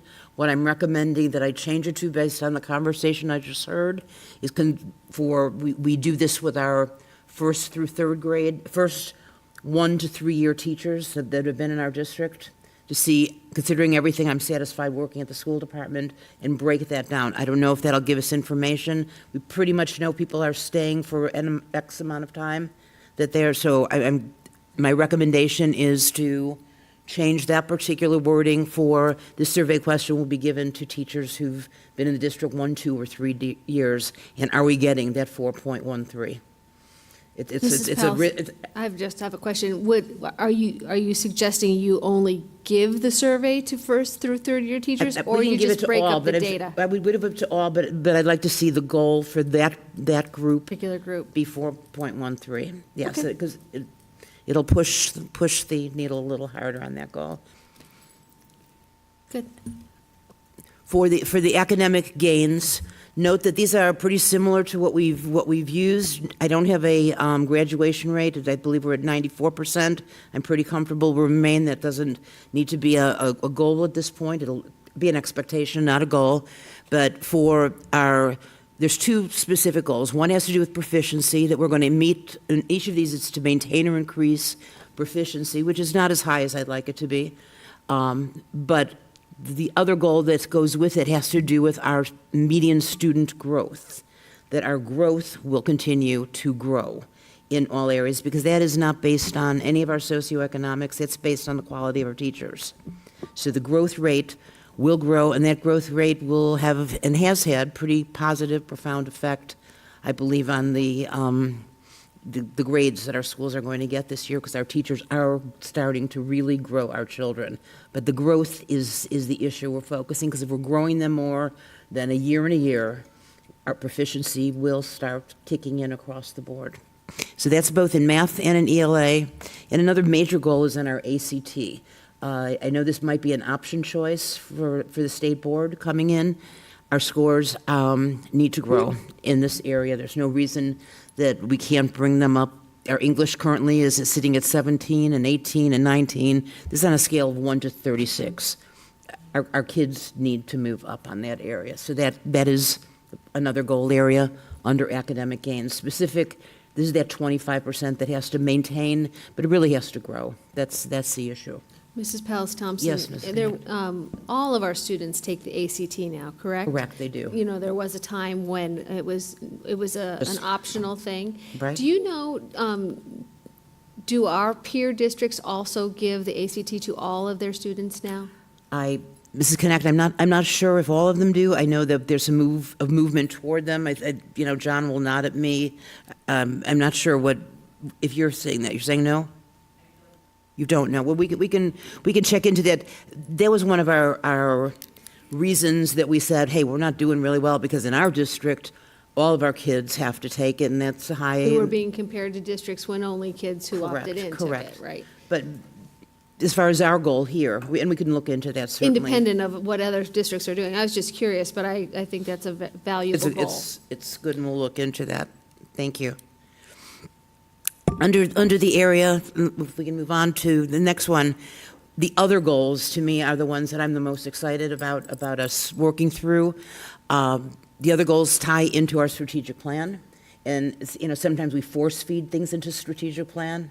This time, I'm feeling pretty comfortable that the ones that I've selected, are really things that will make a difference to what we're trying to do and are pretty powerful. So let's move on to the first one, dealing with student success. Now, this is in addition to the academics. We are going to implement, and we've started to, the 18-month transition strategic plan, so that it's really something that is our plan that we are following. And if it's not on the plan, then it's either we missed it and it needs to get on there because it's that significant, or it has to take a lower priority. So the 18-month strategic plan will be ready July 2019 to move into our next 5-year plan. So that plan will kind of be completed and moved. Another goal will be to, and there's 15 of these, and the concept is that the majority will be met with artifacts that you'll be comfortable seeing, that it's not going to be just sugar-coated. It'll either be there or not. And I'm comfortable that mostly will be there. If we move across, one goal is to prepare and present successful implementation of the action items in advanced ed by July 19th. Advanced Ed's coming up. We know by March and April, we have certain things, especially in the areas of technology, that we have to show that we're doing innovation with purpose is part of what they've asked for. So we'll be able to show them our plan, but show them what we're doing. And then be accredited, again, for, committed to that advanced ed. Another goal is to initiate programs aligned to district exit outcomes. We have, our academics were critical, but this is more, and I've heard more than one of our board members talking about these exit outcomes pertaining to personal and civic responsibility is the one we're starting with, because I think that one leads into the thinking, the communicating, and all the other thing that's critical. 3 areas I've heard over the last 7 months that are critical. You will be seeing them. Is financial literacy is going to be taken off the ground. We'll be moving that ahead. Student voter registration. In fact, Parker was here, is taking that over as a project from our student from Centennial. It's really positive, and he's very excited about it. And representative government within the student council. I heard that, and it's a critical component that they're elected officials and want to see them doing more than, as you indicated, homecoming. Another goal then would be to investigate, pilot, and implement, Dr. Bell, a K-3 phonics program that will be starting mid-year, hopefully now, and this is the year we have to put the phonics program. We've heard about it. It's critical. Must be in there. We move to safety and well-being. We're assessing, creating, and implementing social and emotional programs to enhance student well-being, including a peace curriculum. We will have the Connect Peace curriculum by July 2019. It's critical. This is something, Mrs. Connect, we've all wanted, but you've been pushing this one. We're looking and evaluating peace curriculum to implement. Address the need to create a district social media policy. Huge. And this policy is not just for our students, it will be for our staff. Implement a comprehensive emergency operation plan at all facilities by July 2019. Very excited about our operation plan, and I can't even believe that Mr. Croto is still standing. We started Peoria's today, and he was all day throughout the school putting together a 50-page book as we go and audit our sites for the preparedness portion of what we're doing. Very exciting work. We took some pictures, and we'll be sharing that with you. And then implement a cyclical, that's the word, facility assessment program for all district facilities, and that's part of what he's doing there. So we'll really have a good picture of the cost, the needs, and then setting the priorities for what we have to do to make all of our schools safe. Let's move on past that. build awareness under community engagement, build awareness and understanding, provide factual information related to the results of the 2018 bond. So we've been working on the awareness with a variety of chats and groups, and then determination of, based on the results, what will be factual information on where we go next. Effectively communicate process and progress and engage internal and external stakeholders in support of the superintendent search, either at 1920 or 2021, at the will of the board. Launch a community education service department to address broad range of student and family needs by July 2019. Very excited about the meetings we've had with our community. The safety meeting that we had the other day suggests that parents want to be involved. What Cactus does with their parent university that we heard from our faith-based group that we had in a couple weeks ago. As we bring more and more people to the table, the goal is for community education to really be the hub for, you help us. The answers are in this room. And our community, Mrs. Martinez, that's been huge as we've been discussing. And then, is that the last one? Or do I have 5 more? Are we good? Oh, God, stewardship. I knew we had there. Stewardship of community resources. We have to develop and initiate and implement a plan for the repurposing of our Challenger Space Center. That has to be by July 2019. As soon as we are ready, if we want something to happen and be on the board by the following year, right after November, we have to sit down, and staff has been working on some options for you to look at. We need to initiate and implement a data management and cyber resiliency program. This is huge, and I know that Mr. Gay, we've been talking, we're going out to lunch tomorrow. He's actually paying, he said. I heard that, right? He said that this morning. To really focus, this is a key component, and we are way behind in taking a look. I know we're talking to other districts to look to come up with some sort of a comprehensive plan with respect to cyber resiliency. Are you making fun of me, John? I think I'm hearing fun over there. And then implement a comprehensive policy auditing and update process. That we have this, but we have to continue this process. We can't get behind again. And just being able to move forward on policy, and then really looking at what we want to do, again, not for tomorrow, but 5 years from now, and try to put those in place. And then implement an employee group classification and compensation program. It's critical. Michelle is key point on making that happen. Before we go into our committees, before we sit with our teachers, MOU or not, the ability to really audit what is the data showing. We know that there's equity issues. We know there's been compression issues.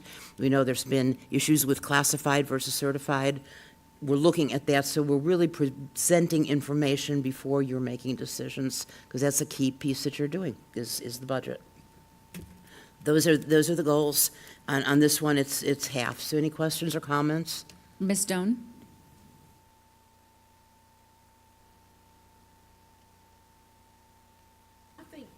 I think we've discussed this pretty thoroughly, time and again, so I think I'm really good with it. Thank you. Mr. Sandoval? Thank you, Superintendent Pallas-Thompson. So a couple questions are around the satisfaction surveys, teachers, and community, right? Mm-hmm.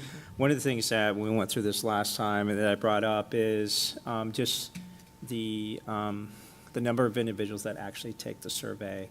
I just want to make sure that, and here's where I'm headed. It didn't sound like we had a large percentage that were taking the surveys, and what I don't know is if those individuals who are taking the surveys are the same individuals that are taking them year over year, which may, certainly in my mind, isn't a solid representation of the whole, right?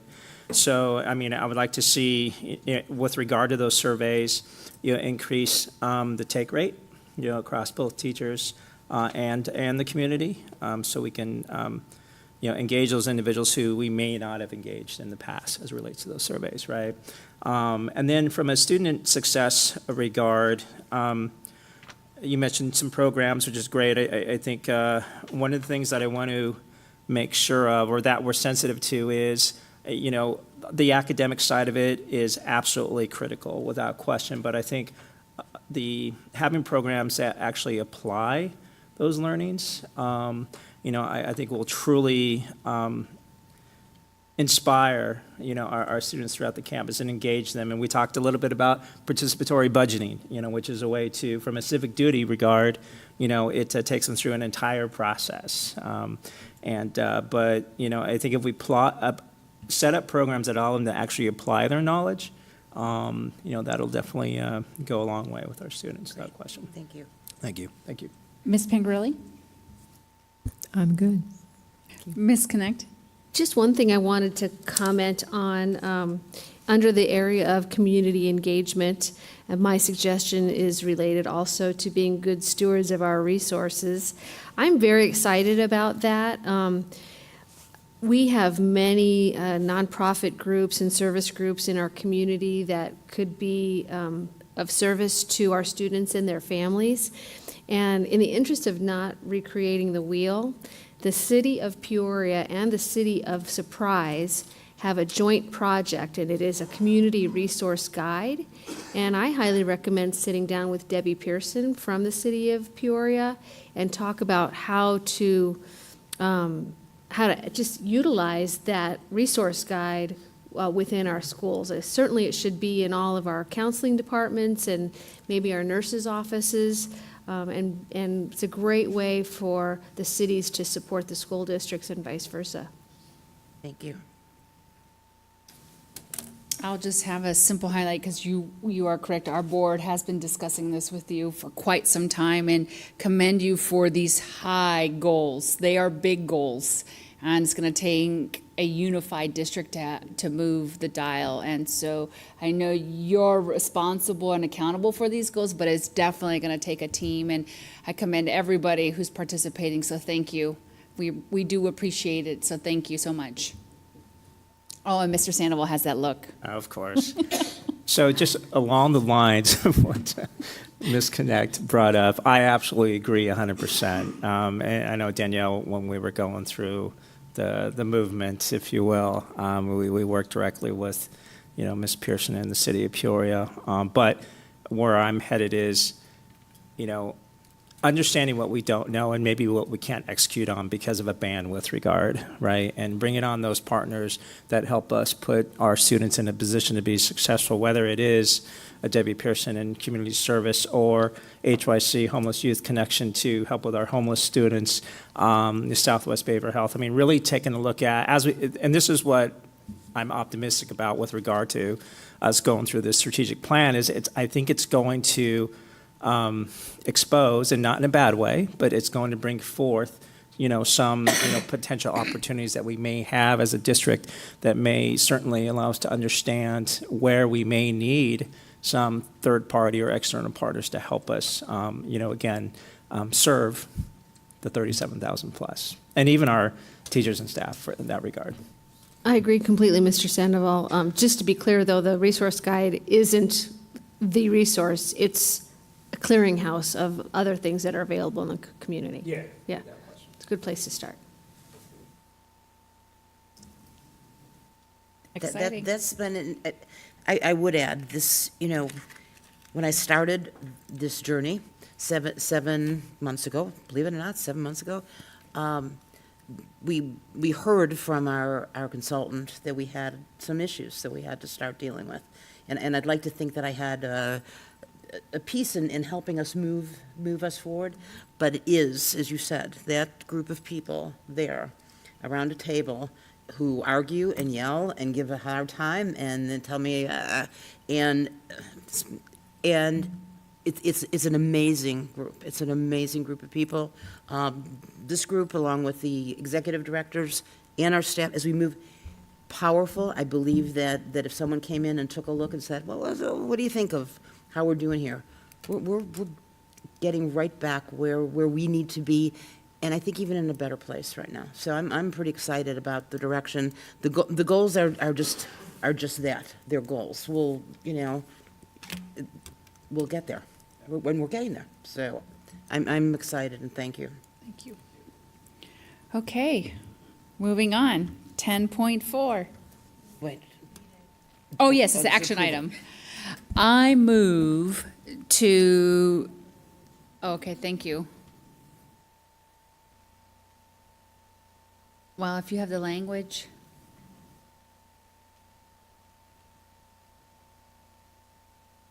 Yes.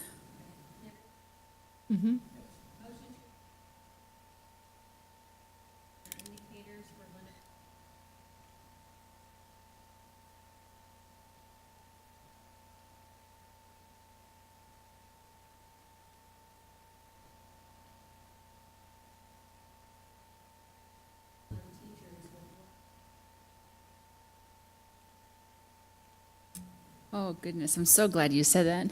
I'll second Did you that. listen? We have a motion by myself and a second by Ms. Pengarelli.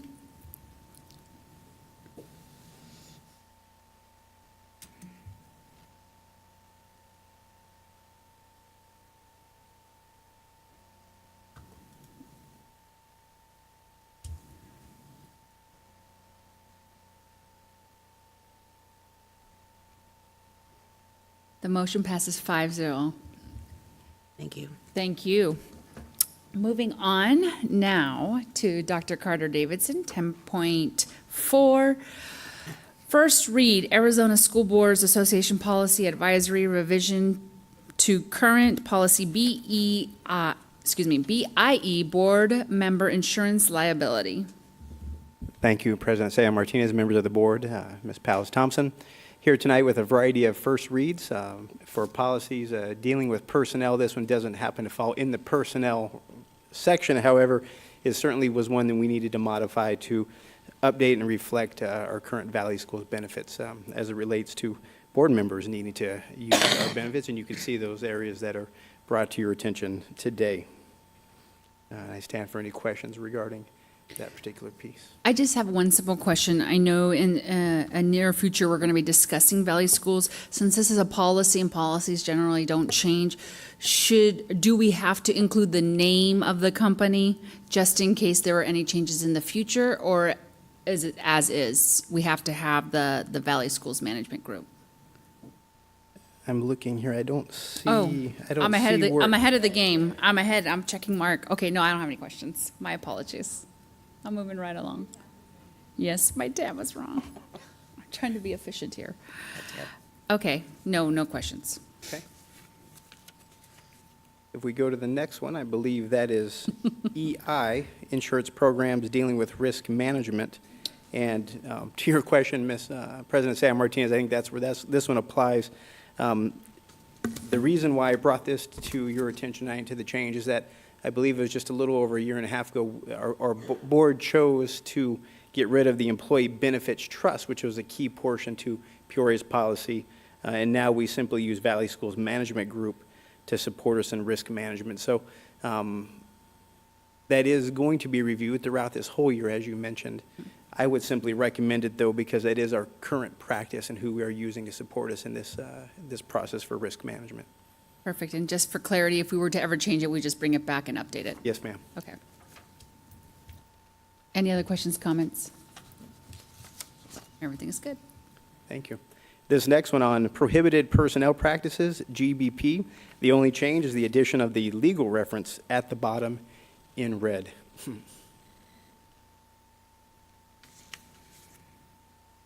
Questions, comments? We are good. The next one, GCCG, Professional and Support Staff Voluntary Transfer or Accrued Sick Leave Policy. This one here, again, just delineates the fact that we dissolved the Employee Benefits Trust as well. So it's very similar to that one that I had shown you early on. I don't see any questions or comments. Okay. Good. Thank you. GCCH, Professional Support Staff Bereavement Leave. When we had changed policy GCCA last year, there was a definition of what it means to be a family member, and so this policy here just simply recognizes that that information is found in policy GCCA. It's really meant to be consistent with policies. Questions, comments? None. Okay, thank you. On GCO, Evaluation of Professional Staff Members, this past legislative year, the legislature determined that we could have some alternative performance evaluation cycles for our professional staff, and you'll see that information that was added there. I believe it's on page 3 roughly of our policy. We to date have not acted on this change in law yet, I'm currently scrubbing that data, as some would say, to determine how many teachers could potentially be impacted. I work closely with kind of a Central and West Valley group of HR leaders, and we're kind of determining what might be some best practices as we move forward. This is certainly something we would bring to our association groups as well, just to determine what that alternative performance evaluation cycle might look like. So this one, I do have a request that we move to a study session and we don't make any decisions, because after reviewing the whole policy, it does state that the board is supposed to review the evaluation instrument on an annual basis, and I have yet to see this instrument. And there are many other talking points I would like to discuss, and so to have a great dialogue with my fellow governing board members, I would not like to proceed with this policy recommendation and request a study session. Or we could approve the policy, still schedule the study session, and then if we see that the policy needs to be updated, we can do so at that time. Because right now, we're out of compliance, correct? Yes, ma'am, the law has changed. And may I add, President Sam Martinez, hopefully you saw in a Friday report not too long ago, I had shared that there was no additional changes to the evaluation tools this year. Last year, we did approve our evaluation tools, but I didn't think that I would bring them to you again this year because there were no changes. But certainly, it is a right and obviously in policy to review those each year. So we can do it however you wish to do that. I do fully embrace the idea of a study session because the idea of teachers' evaluation is a hot topic now.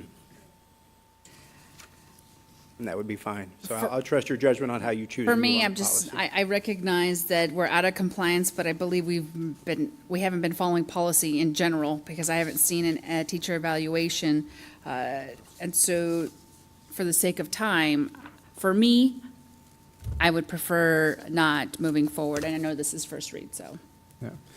So, Dr. Davidson, and I agree as well, I think we need to have further discussion around the teacher evaluations. But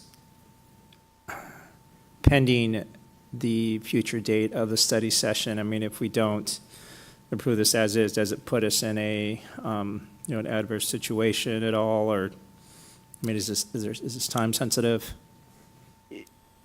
Is it time sensitive? The answer is yes, because we want to be compliant with law. However, we do not have any current practice right now in place that would put ourselves not following policy as relates to some type of secondary or alternative performance evaluation cycle. We don't have that in place, so we would not be breaking policy at that point. Okay, and then I guess my next question is, if we approve the changes as read,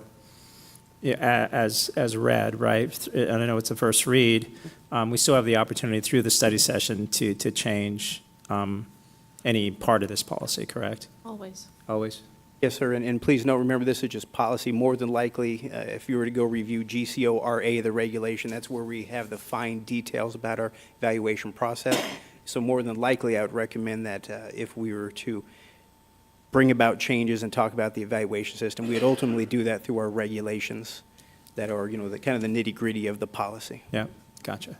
So my ask would be, at the end of today's board meeting, we put a study session account on record to this evening, because this is important. If we're going to move the dial, we need to know who and what we're evaluating before we make any change. So just for clarification purposes, are we asking then that we do not consider this policy as a first read, or would you like us to go ahead and move forward with the policy, but yet revisit our practices via study session? That's my voice. I've heard from Ms. Connect that a recommendation to move forward to keep us compliant. Ms. Pangarelli, do you have any comments? No, I don't mind having the study session first and getting everything. Mr. Sandoval? Yeah, I think for me, I mean, if we're able to make adjustments to post, I mean.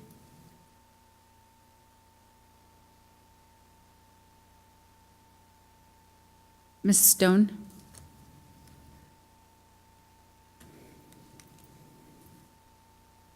I think the big question would be, when would we get to the study session with our schedule?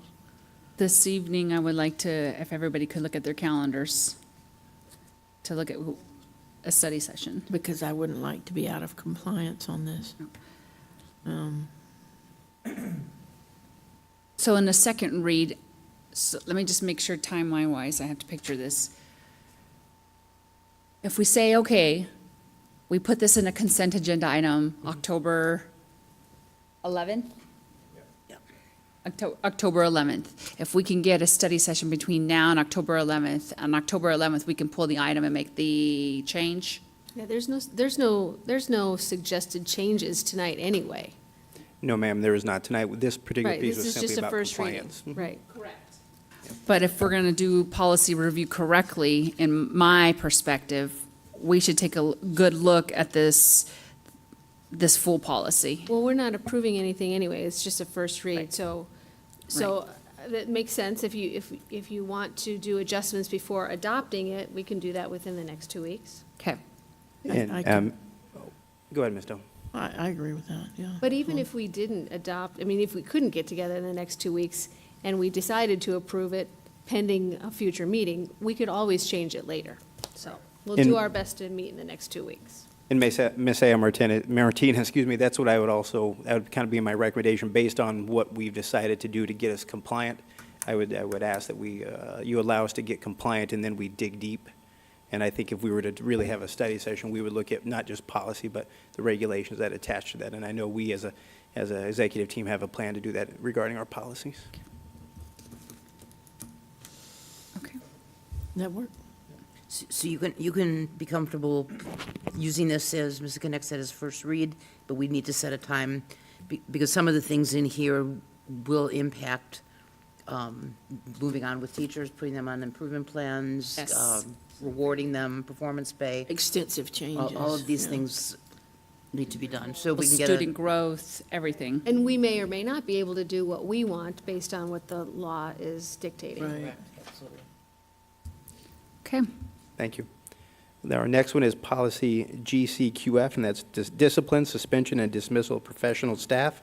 You can see here that Senate Bill 1206 added some language for us, and it's really found right at the end of the policy that allows anyone who is on an alternative type of certificate to be treated slightly differently if they were under any type of discipline scenario there. So that's where that comes into play.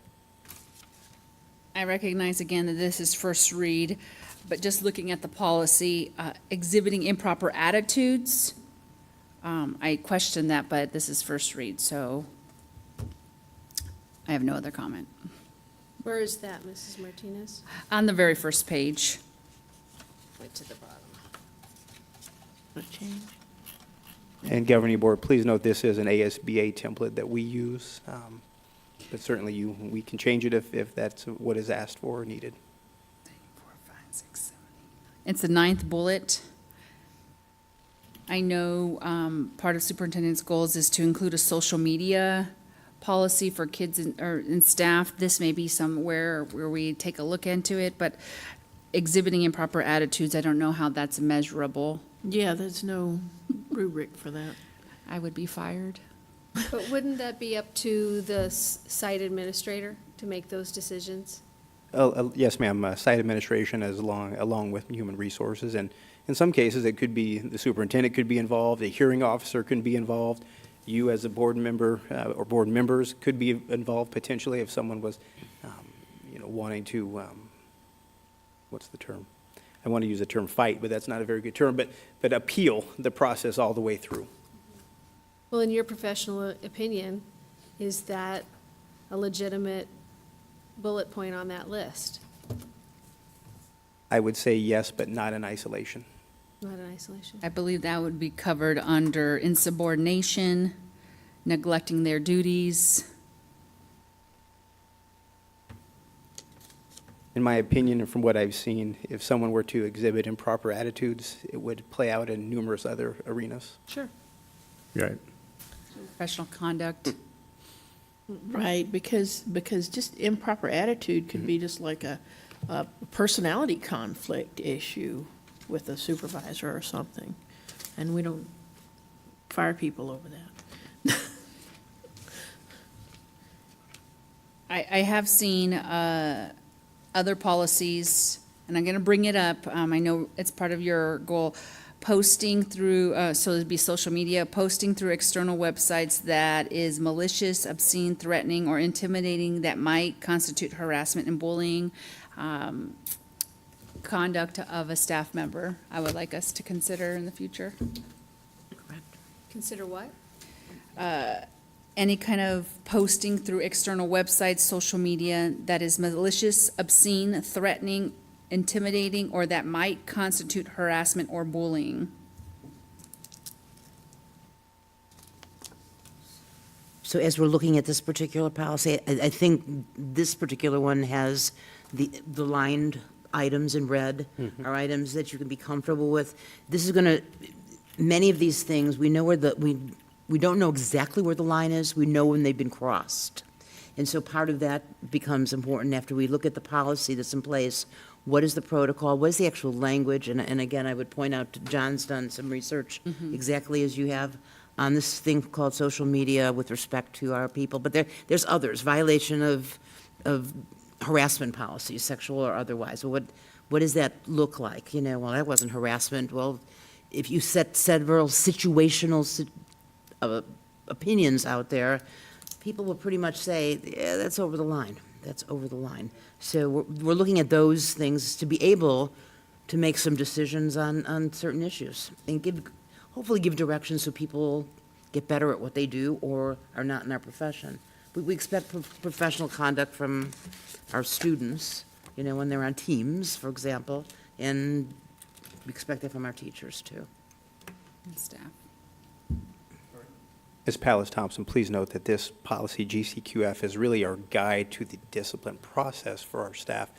GBEA, staff ethics, GBEB, I think it's staff conduct. Those two are the ones that I often refer to alongside this as we're working with our employees on their adult behavior. I'm satisfied with it. Yep. Thank you. Our next policy that we're looking at is GDJ, that supports staff assignments and transfer. And you can see here the additions in red. And what I'd like to highlight here is that GDJ is a policy that was very Peoria specific. However, after reviewing alongside a team the proposed policy through ASBA is much cleaner and easier to read. So that's why I bring that to you tonight, and it's just simplified some language there for us. My concern with this one are two things. One, if, I know this is support staff, but if they're on a performance plan or some kind of conduct that site administrator, they should not be transferred to another school and be somebody else's opportunity. The other thing is, a lot of our support staff go to certain schools because their kids go there. I don't know how that's going to impact the policy, but when I think of this particular one, I think of those two. Good point, and President Ceja Martinez, members of the board, we typically work very close with our leaders, our principals on when and if a transfer needs to take place or a reassignment, and if anyone is on an improvement plan. At least in my short time, I have not moved anybody that was on a plan. Secondly, we do recognize that a lot of our classified team members do work around the locations in which they live, so we try to honor that certainly as much as possible throughout any type of process. Thank you. Any other comments? We're good. And last but not least, at least for tonight, is GDL support staff workload. And this really supports our changes needed for the payroll office and just really highlights the work week. So you can see those changes there. Comments, questions? Check. All right. Good. Thank you very much. Thank you. All right. 11.1 Budget Facilities Planning and Construction Report. We did Oh, 10.13. did I do that again? 10.13. Trying to move us along. Report and discussion on local, state, federal legislative issues and activities. Any updates? Well, yes. Good evening, President Ceja Martinez, members of the governing board. I do have one update. Recently, the 2016 U.S. Census report was issued on school funding, revenue per kids, and we're 65% of the U.S. average. We are at 89.85 a kid, and the state or national average is 13,814. So we have some work to do. Will you share that with us electronically? Thank you. Yes, I'll do that. Thank you. Any other reports? Okay, moving on now. Informational reports, 11.1, 11.2, and 11.3. They can all be found online.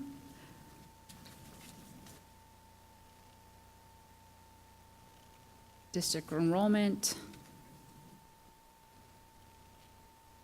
No need to do a public records request. You can just print it in the comfort of your home.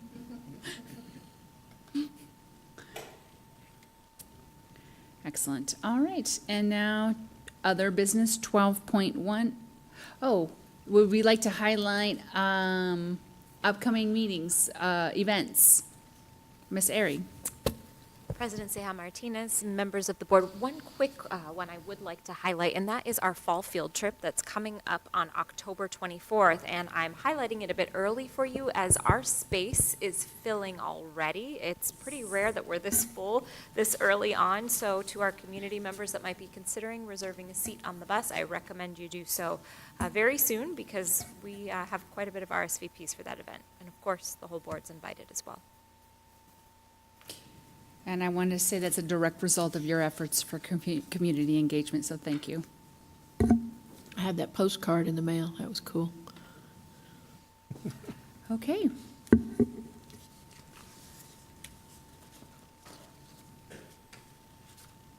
And 12.1, draft agenda. We spent a lot of hours getting all the way through November. And some of it is had to take a change because getting certain things in, laughing. But yes, So- we all the way to November. Okay, excellent. And 12.2, request an agenda item for future governing board meetings. Ms. Doan? I did have something in my, can't remember it right now. Give me a minute. Okay, we'll come back. Mr. Sandoval, do you have the look? I do have one item, and I'll just preface it by saying everyone in this room, everyone at this dais knows that we have an individual on this board who has committed her life and time for the last 12 years and serving not only our community but our district. So I'd like to add, and this is time sensitive, so I'd like to request that we add this on our next board meeting, which is to endorse the nomination of Ms. Connect to receive the ASBA's Honor Roll Award. I'll second that. Thank you.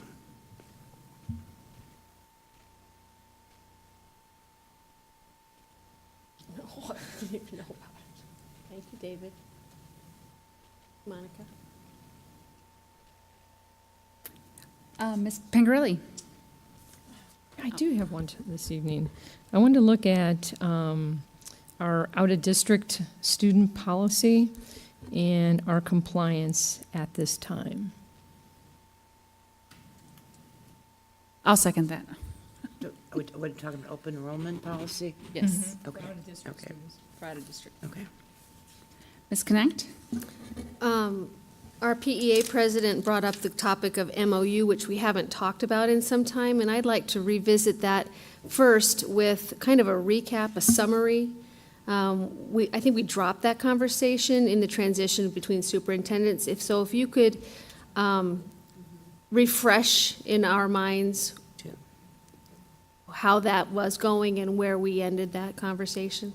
Could that be a board report? Because I believe it is on the agenda. We'll take a look at that. Yep, definitely. No, absolutely, board report would be where we should start with that, I agree. Look at that.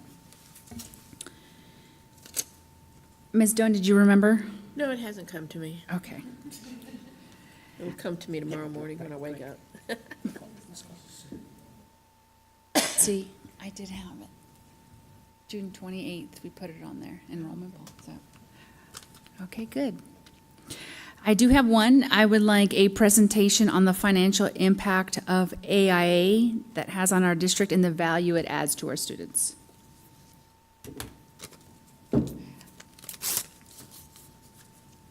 Computer's fixing Need to a second? restart.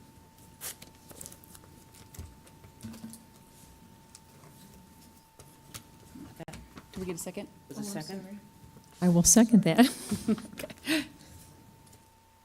All right. I believe there are no other comments on this. Ms. Doan? Okay. All right, so now we're at the very end, and I need a motion to adjourn. Second. All in favor, say aye. Aye. Aye. Motion passes unanimously. Meeting adjourned.